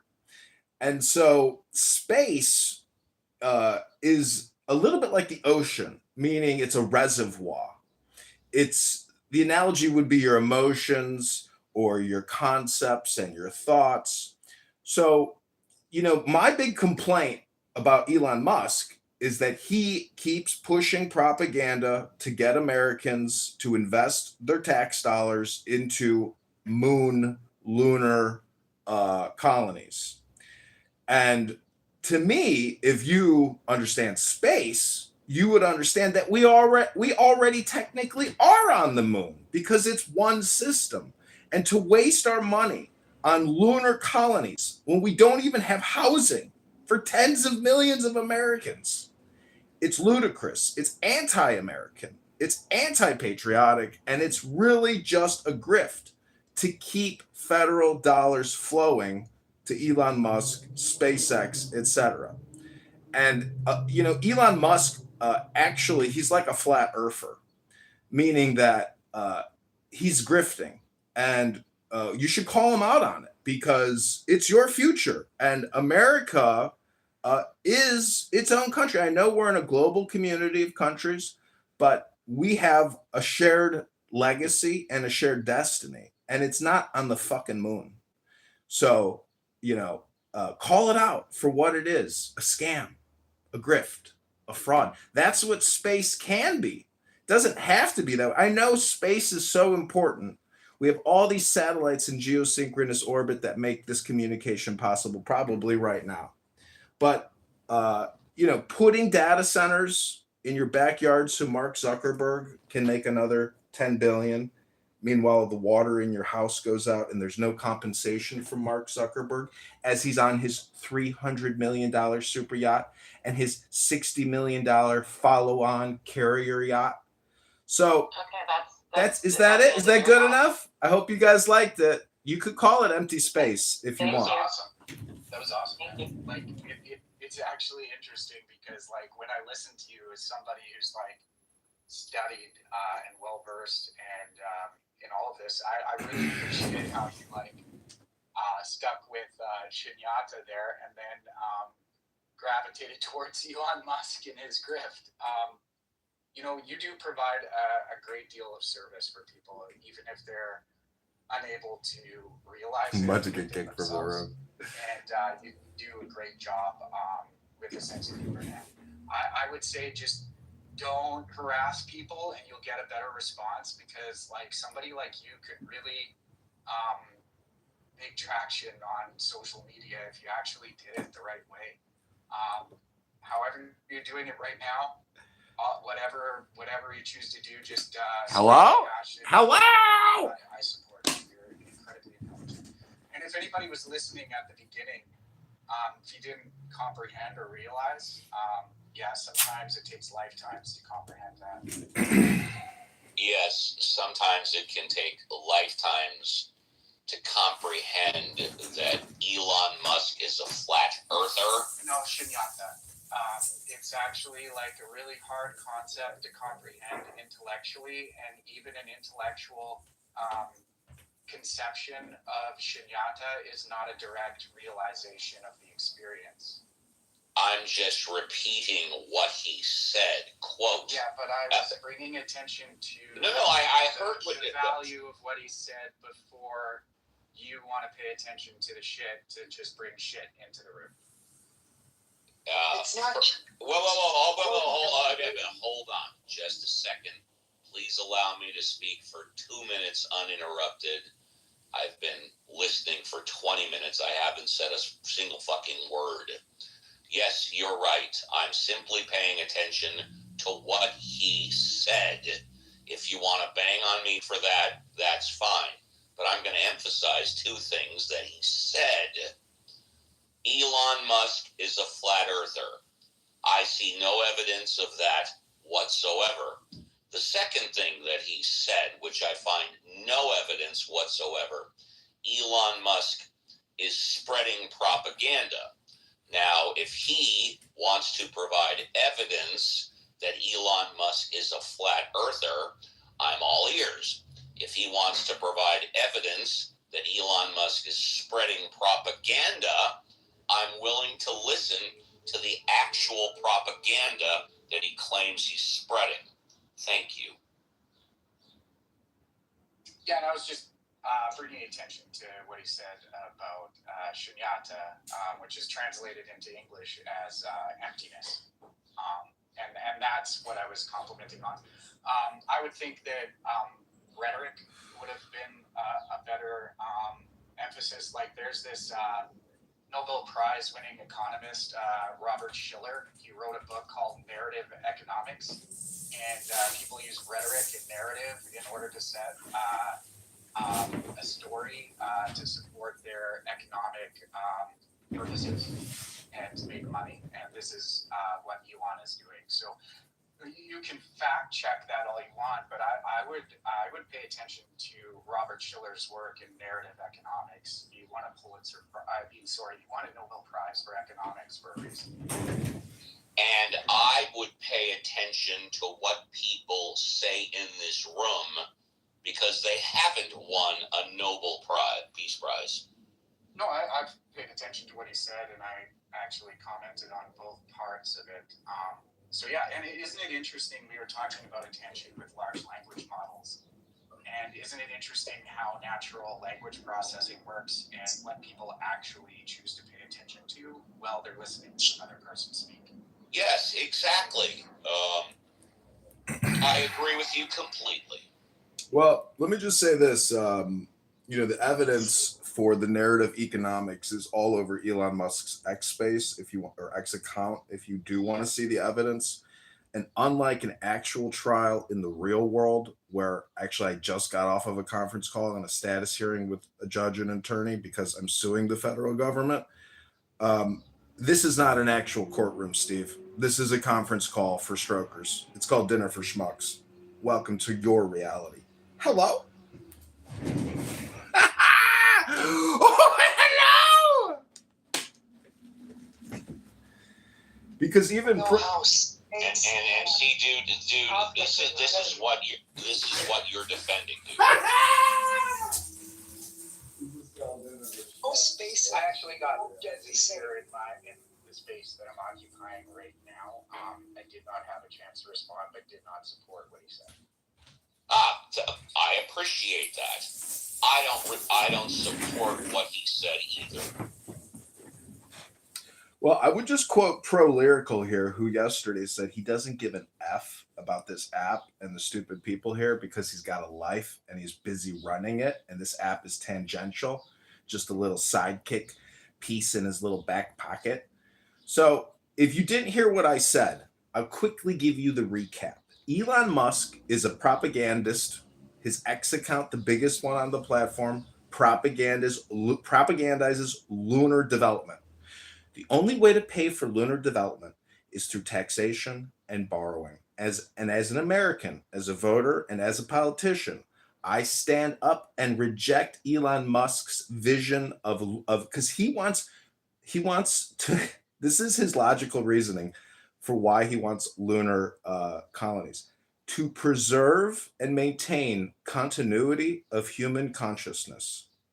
And he wants us to be multiplanetary to maintain our consciousness. That's what he says. Now, you tell me about the people on Skid Row that want to maintain their consciousness, but have no option of survival except on the street, when we could very easily build millions of affordable housing units in this country within just a couple of years. And it's just so simple. But the problem is, it's the Haiti scam over and over and over again. California and the Democrats there, they rip off the NGOs. Nothing gets built.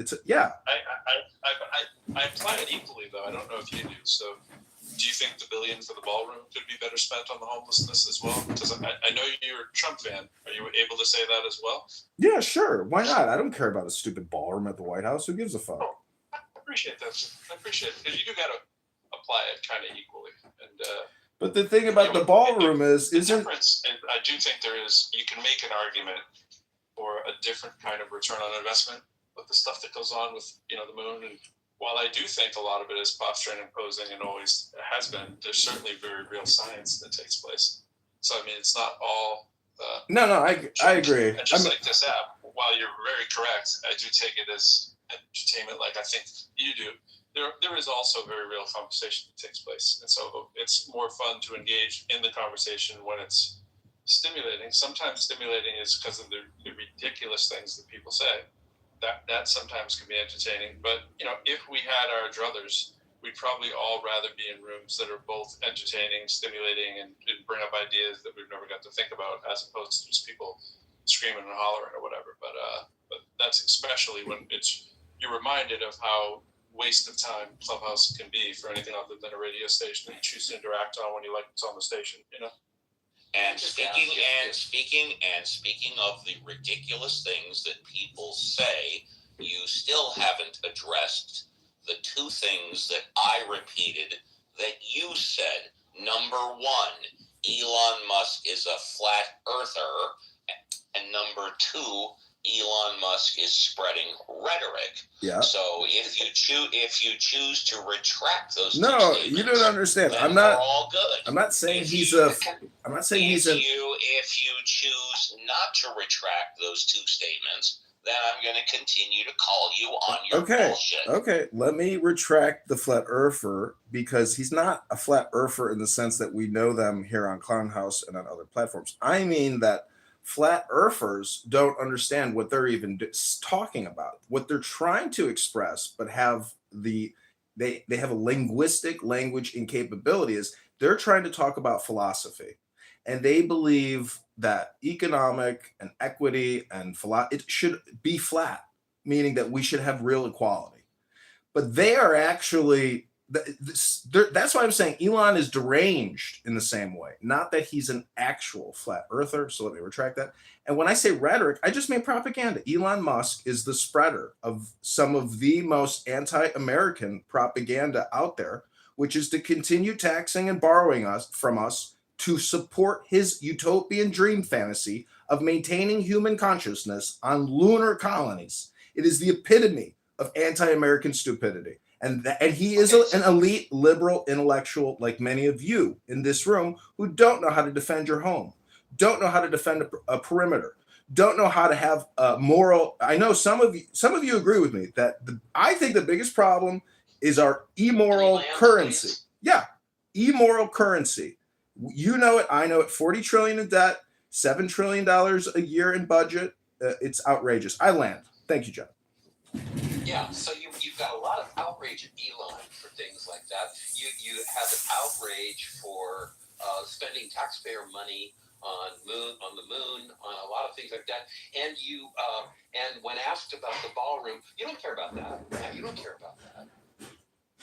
I think you let him off the hook a little bit when you tried to pin him down on whether there's any consistency in this schmuck's worldview. He's a Trumpy, for God's sake. He's sitting here decrying Elon Musk wasting taxpayer money. Does he have the same? Does he care about slush funds created from settlements? With $10 billion lawsuits. Yeah, but John, the difference is it's rare when you get. I'm not expecting overnight success asking someone who's a blatant Trump fan to disown everything Trump says, but it's a step when you can honestly say that the ballroom is a waste of money, and that's at least something. He didn't say that. He said he didn't care about it. Well, that's what he meant. Say it's a waste of money. He said he didn't care about it. What he also said, which I'm going to comment now, is that he had a hearing today or yesterday where he's suing the federal government. I would love for him to post in the group chat his application that he's suing the federal government. No problem, Steve. Frankly, I'll go out on a limb. I don't believe that for a second. Oh, you don't believe it? I know that lawsuits have All been right, filed if you say so, against him Steve. for election fraud. But Nope. I seriously Incorrect. doubt Incorrect. he's Not filed true. an independent Not lawsuit true. against That the was a federal blurb government. on a And news I would love website. to see- Not true. Fake news. That was fake news on a blurb on a website. I have no ire for somebody who's going to say that that it's a Trump fan who says that who I think it maybe you're right, Rob, but I think the implication there is a little bit of a concession that is at least a bullshit project, and that can also clearly see that there's a hell of a lot of propaganda that comes out of Elon Musk's mouth. I've never had a problem with somebody who's going to say that either. In fact, I'm a little surprised that you even went down that pathway. So I see that as a small progress. You know, anybody who's reframing Twitter as a, what does he call it? Absolute free speech platform. I mean, come on, like, give me a break. Like, it clearly There's is still the propaganda. hypocrisy, the overwhelming hypocrisy of being I consider the source, John. Elon Musk. I consider the source. I do not unbelievable. I mean, I it's do not just this draw. guy. Yeah, but I don't draw major ire from. I expect him to come in and say something 10 times as bombastic as that, and that's actually. Look, if I came in the room and I said, there's a lot of bullshit waste that's going on, and Elon Musk is behind a lot of it, and I can even say that the ballroom is a bunch of waste, and I'm a Trump fan, and oh, by the way, here's a few examples of Trump spreading propaganda. I'm not losing my shit over that one. There's a lot more things. Pro, if the saying. ballroom's only $1 billion and we're experiencing at least $365 billion a year in fraud, and that's only 10% of the $4.2 trillion in Medicare, Medicaid, 10% would be $400 billion. So what is $1 billion when we lose $1 billion a day to fraud? That's what I'm saying. $1 billion ballroom. To me, the money could be spent on tiny homes, affordable housing. I think that if Trump wanted to be magnanimous, he would actually build Trump cities for the low and disadvantaged that need housing. Housing is the biggest burden on anyone's lives. The expense, the cost. You have to keep working nonstop just to keep a roof over your head. It's insanity. It's the biggest expense in anybody's pocketbook. But Steve, I am suing the federal government, and I'm suing the IRS for sexual harassment and for workplace violence. When are you going to post your lawsuit that you filed in the group chat? In the group chat, this cell phone is a burner phone. First of all, Steve, I'd have to go to my actual office desktop to pull up the EEOC complaint. And why I would waste my time proving to you about a personal business matter, Steve, get a life, man. I would say stop lying and start telling the truth. Get a life, my man. I would never publish my personal documents for law claims personally, but then again, I don't know if I'd be talking that I'd be making them either. So there's that point. But well, I love you to death. I respect you more than pretty much anybody about Clubhouse. But once you file a lawsuit, it's a public document. You know that, Pro. No, I'm just saying that the ability to there's a lot of public things. Like yesterday, I discussed how I don't usually go by my first or last name on Clubhouse, but I also understand that there's 500 pages on me on Google, and I have a Wikipedia page that states my name. But there's a difference on the marketing side of it, and what you want people to say and think. Right. As opposed, there's that. So the voluntary, I'm going to post a public document about myself might be more than some people want to do. Right. However, please always remember and never forget that it was Kitover himself that came onto Clubhouse and solicited donations for his campaign. So he was running for office. He solicited donations on Clubhouse. That makes him a public figure and subjects him to certain things that people like you or me, and I've got thousands of documentations on the internet like you. It puts him for public office. He came on to Clubhouse. He got a couple of $1,000s of donations, as far as I know. Steve, I got $600. $600, Steve. 600. If you get over 5,000, you have to file with the Federal Election Commission and file your accounting. My understanding is that you got a couple of $1,000. I got $600.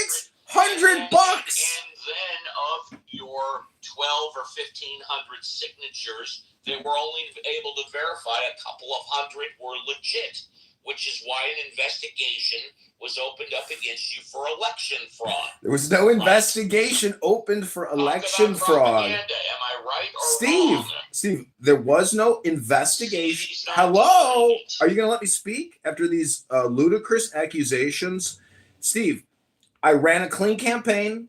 I didn't forge any signatures. I raised $600 to run for Congress, and I caused a panic for Darren LaHood in the 16th District, a well-known and powerful Republican congressman. And I am a public figure, just like you, Steve Appel. I paid my workers, my campaign workers. I paid my workers. That's what workers do. They get paid. It's called a job. It's called a circulator. You know what a circulator is, Steve? You can't pay. You got to pay them per hour. It's called division. Maybe you haven't done it in a while. I know your vision is going bad, so you probably don't look at a calculator. I've never run But we got to match. Yeah, I know, Steve. It takes courage to do it. That's what I have. I'm a public figure, Steve. That's why you've never done it. But you host some bullshit sheriff. Okay, he ran away. Had to go on a conference call to file another Social Security disability claim. Ha ha ha ha. Normally, most times people would just bounce off the app and they come right back in 30 seconds or so. But maybe Steve started talking. The same grace I extend Steve by thinking that is the same grace I'd extend you by not coming out and say that I have to declare that all people are frauds and scammers. I've heard all the stuff people said, stuff you and other people on the app or whatever, but it's like you quoting me yesterday, a little bit out of context, but kind of the right idea.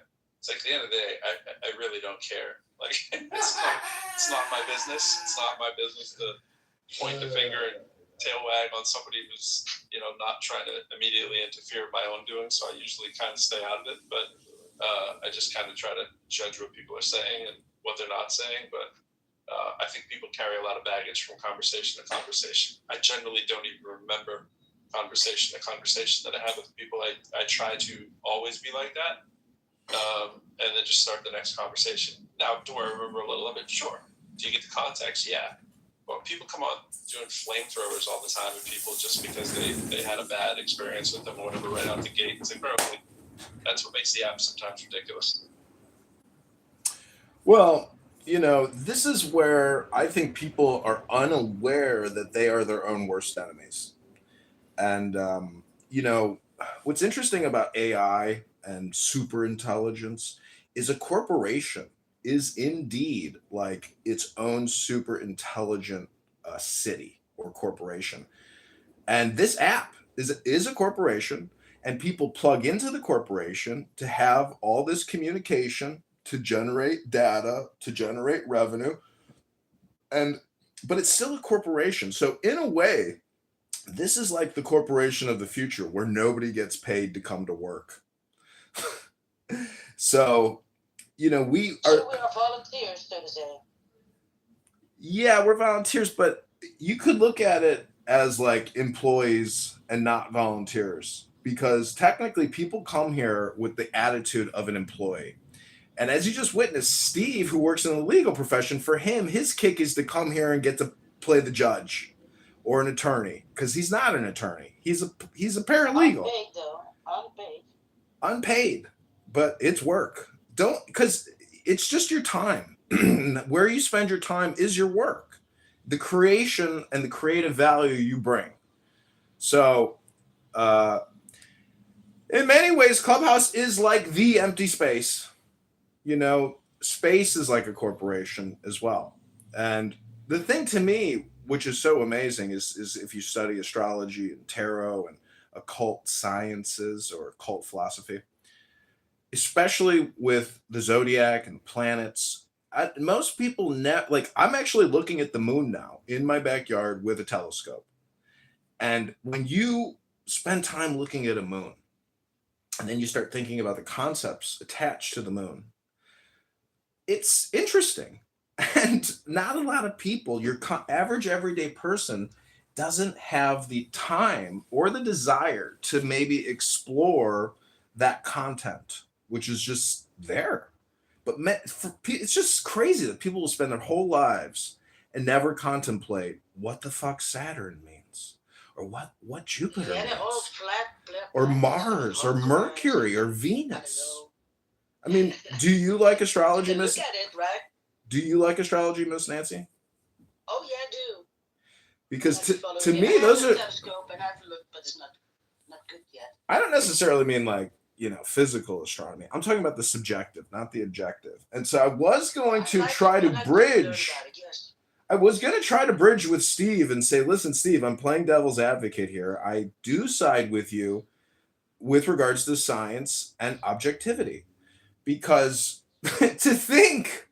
to poo-poo SpaceX and what they do is ridiculous, because honestly, it's fucking impressive and it's amazing. But building a tiny home for somebody on Figueroa Street, in in downtown Los Angeles, like, that's also amazing. Everything is amazing.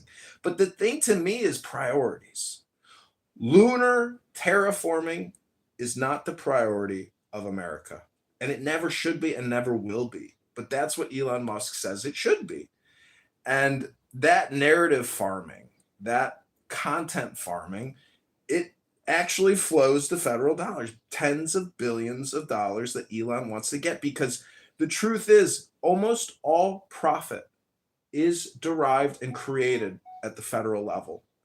At $7 trillion a year, there's not a major corporation that does not receive tens of billions of dollars. And the big beautiful bill, the top corporation is Apple. They're getting a $70 billion a year tax credit. $70 billion. They don't need it. But what it is that means they don't have to pay taxes. They do not have to pay taxes. But at the individual level, when you file your federal income tax, you're paying a lot in taxes individually. Why is the individual supporting the government, but the biggest corporations aren't? What? Is it all the lobbying? It's got to be. So, anyways, I'm just saying that we need a serious corporate tax reform in this country. We cannot continue supporting the government on the backs of the workers. The liability has to transfer back to the mega corporations, the Fortune 500. If you don't think that is not one of the biggest problems, and you've never talked about it, or you don't talk with people that do talk about it, I mean, to me, the issue is always tax reform. It's not ideological propaganda and polarized ideology. It is tax reform. That's the mega issue, in my opinion. It's the issue. It's always ever present. What are you? Are you the one who has so many accounts on this app? Is that you? Yeah, it's me.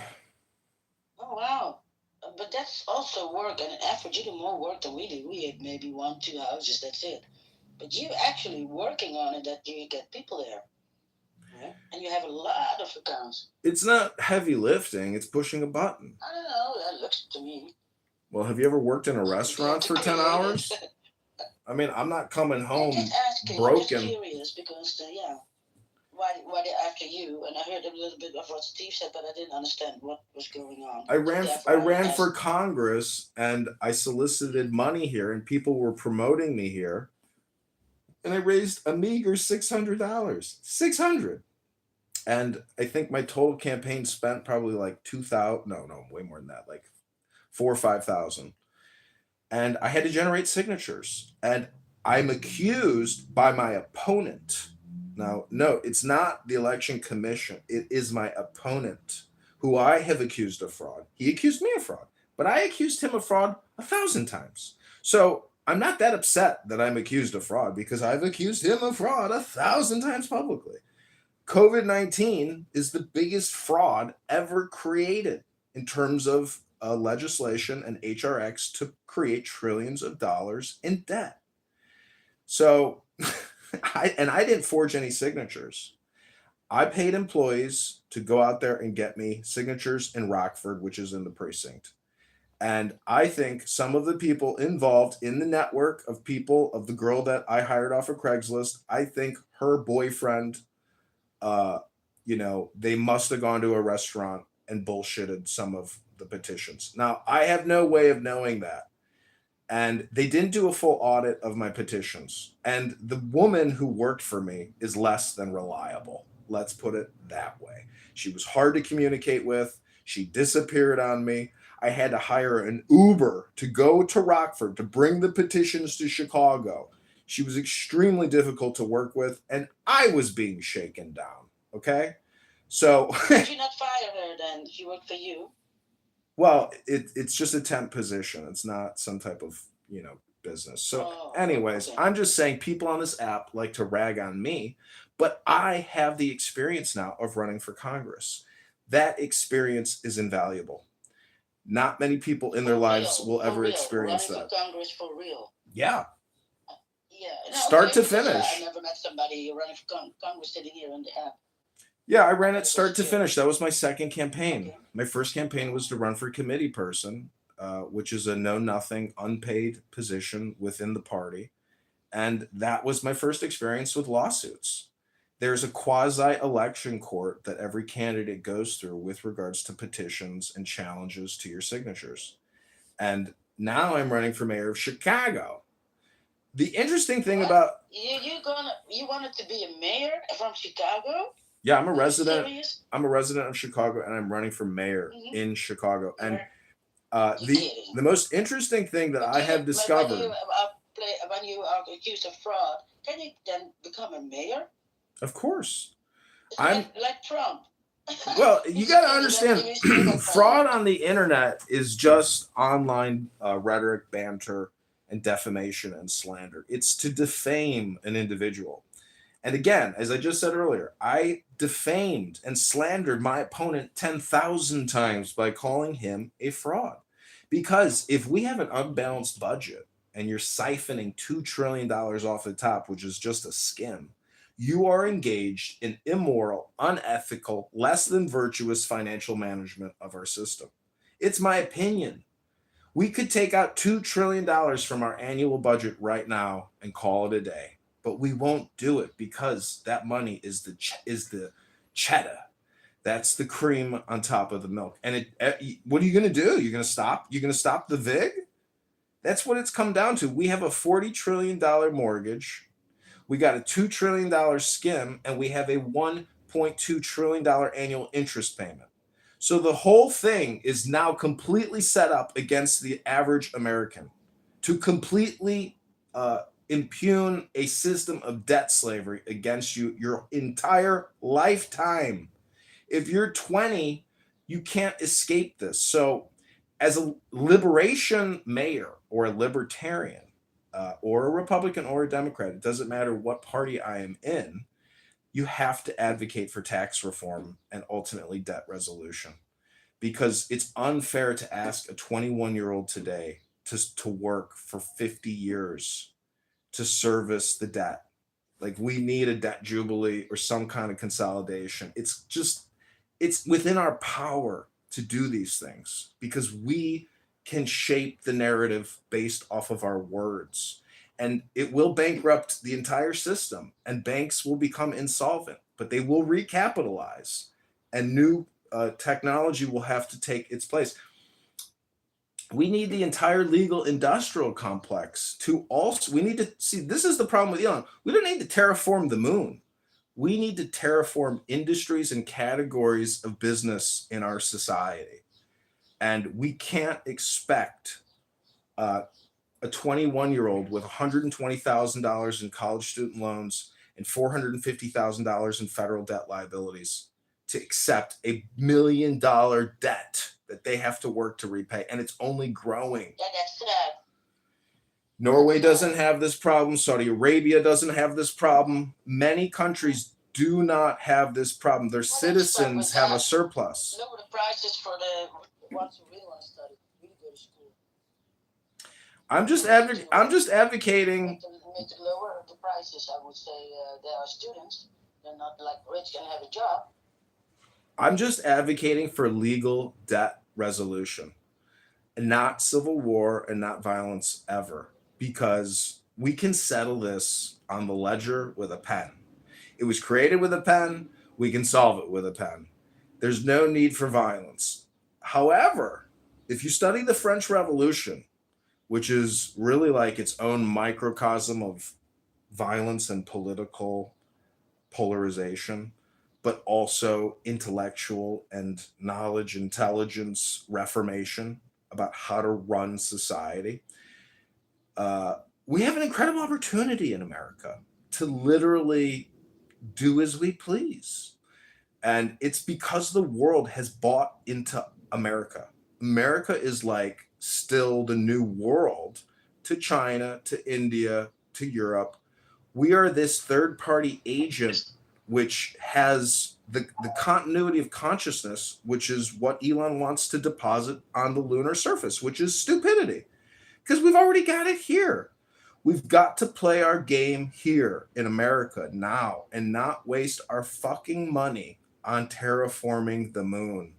Let's not be the what Elon Musk and his bronies, aka Adrian Dittman and his group of cool guys do, because they're not cool. Elon has issues. Elon Musk goes by the name Adrian Dittman, and you can listen to him every Friday, Saturday, goon out and play video games and cook a butter steak. It's not the leader that I would prefer in America. He's a German. He thinks like a German. In many ways, he is a supremacist, but not the horrible type, because I have heard him actually attack low IQ racists on X who are extremely low IQ and brain rotted out. And they are incredibly toxic people that have huge followings that spread hate and discontent and friction and lies and propaganda of the worst kind, which is racial propaganda, which is defamation propaganda. And it's rampant. Oh, my friend is here. Anyways, this is the empty space. Hello? Not an empty at all, but who's your friend? I agree with you. In North America puts very little emphasis on public harmonious relations between people. We just don't have that culture. We're individualists. See, we are individualists because we think we are, but there is a collective unconsciousness within the collective. There is a collective unconsciousness. You can't escape that. And that's what you can manipulate at scale, and that's what's happening.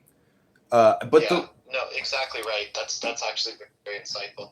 There is no way to get away from the collective unconscious that is pop culture. This idea that people in North America are individualists it's a lie.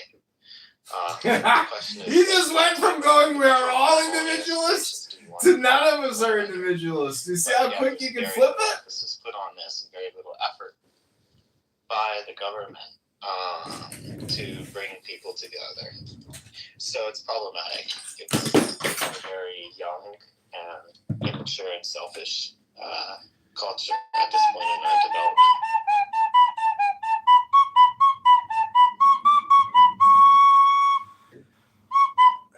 Well, I play music.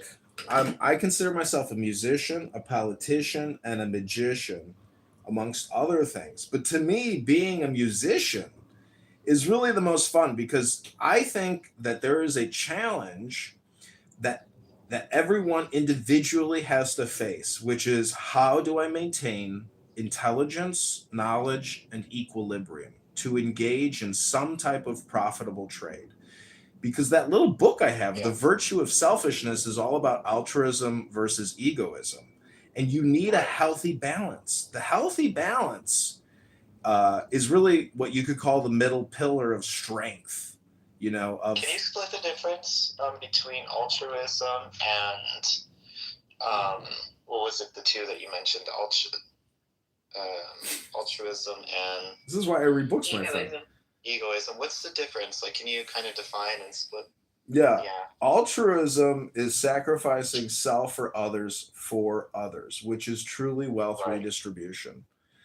And that's what our country, we are a socialist, communist, state-run, capital-controlled economy. And egoism is essentially, I think, just a concept, because there is no such thing as an ego. But in relation to the comparison, egoism is not necessarily self-centered narcissism. I think it's just protectivism, security. It's the intelligence of how do I optimize, survive, and in that process, help other people become productive and creative and intelligent. Why do you think people go to school? And so I'm just saying that we have a unique opportunity, I think even with Clubhouse, to actually cut the budget for public education and force people to actually document their knowledge and document their education, which is you go on YouTube and you read a book. You have now confirmed to me that you've read this book from start to finish because you filmed yourself. Prove it! Don't tell me, show me. Show me! I do want to push back. Oh, sorry.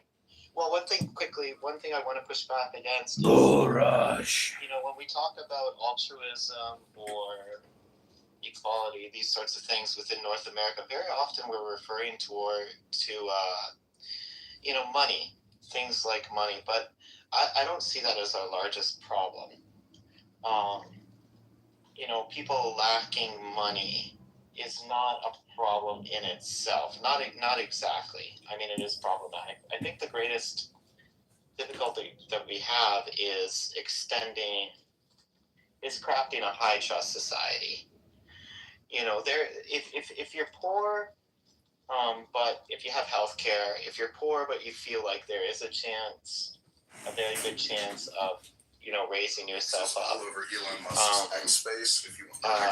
If there's not much tension between different groups of people within a society, this is what we kind of want to work towards. But the news and the media we're all about outrage culture, and I think this really holds us back from developing further here in North America. You've mentioned China. China's kind of just laughing at us, bro. Like, I know it's not a perfect place, but they understand the importance of at least the government trying to make a really good run at crafting a high trust society, right? We just don't have that. Yeah. Authoritative dictators. So, I think it's not all bad, dude. Well, I think just recently she removed 200 and some high-ranking military personnel because concerned that they could eventually overtake them. Right. Or they didn't necessarily. Yeah, I'm talking about something different though. They weren't compliant. So trust isn't compliance, and in China, it's compliance. It's not. This is a dictatorship with mass surveillance. No. I'm talking about something. Dude, I understand what you're talking about. I understand, but I'm talking about something completely different. Maybe should I know, dude. I know you're Buddhist. Yes. The behavioral behaviors of the populace are controlled by the top down. Okay. Yes, they are. Okay, so, dude, I'm talking about something very different. What I'm talking about is a tradition in China, Japan, and Korea. These cultures I'm very well familiar with, and it goes back to 3,500 years, even before Confucius. Right. And so what I'm talking about is if you go into a Chinese village, any place, the people who are of zero relation to the old lady, let's say the oldest lady that lives in the village, they always come and they knock on their door early in the morning on the way to elementary school. they knock on our door, even like I was saying, there's no relation. They say, hey, grandma, how are you doing? Is everybody okay? Right? And in a lot of these old villages, the houses are built in circles. They're like circular apartments, and everybody watches over each other. There's a very, very strong sense of community. And the Chinese developed this, right? And the reason they developed it, as you probably know, dude, is that they have very dense population structure. The population density is very, very tight. And it creates a sense of community. What we have, and I feel that we want this in North America on a subconscious level. No. Okay, it's nothing to do. I know there's a lot of corruption in the Chinese government. I would never argue against that. I'm not I know talking that there's about control corruption. I'm talking about watching. You mentioned watching. Everyone's watching everybody, and there's that control. No, it's not like that. It's a different thing. It's a concern. There's a difference between control. My Tibetan friends have a much different lived experience than what you're. Sure. I'm not. It's not different. Because in Tibet, or anyone protesting in Hong Kong, they have a much different lived experience. No, but the people in Hong Kong, look. My family's lived in Hong Kong for 40 years, bro. I'll give you an example from Hong Kong. I'm talking about during the protest. I'm talking about something completely different, dude. No, I understand. I'm talking about from the ground up. You're ignoring reality with your little. I'm not ignoring. I'm not ignoring what you're saying, dude. I know these problems exist. I'm not talking about government control. I'm talking about a ground up thing. So you mentioned Hong Kong. In Hong Kong, they have these massive buildings where like 3,000 people live. They're called danchi, right? And these danchi, on the first floor, you have very cheap, when the businessmen, when they get ready to go off to work, you can go down to the first floor and everybody there in the morning has like a coffee, Hong Kong coffee, buns, and it's quite cheap. And everybody kind of, it's not socialism, but it is a very strong communal feeling, right? You say, I live in this apartment, and everybody kind of knows one another. What my whole point is that I'm getting to is that you had mentioned government control in China trying to oppress people, and I completely agree with that. But what we have here in North America is, I feel on a subconscious level, people want this communal feeling because it's natural for all human beings to want this sort of high trust society. Is we have a news go together. There are two ways of thinking about the same thing, or shall we say two dimensions of the same thing, just like length and breadth,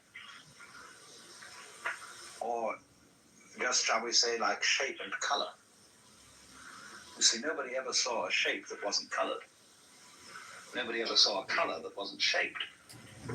And yet we can see there's a very clear difference between color and shape. But they always go together, they're always found together. Well, it's the same sort of relationship between mind and matter. And the difficulty that people have in trying to reduce one to the other and saying, well, the world is only material, or saying, on the other hand, that it's only mental, is the same difference you would have in trying to reduce all shapes to colors, or all colors to shapes. Shape and color are made for each other, like a married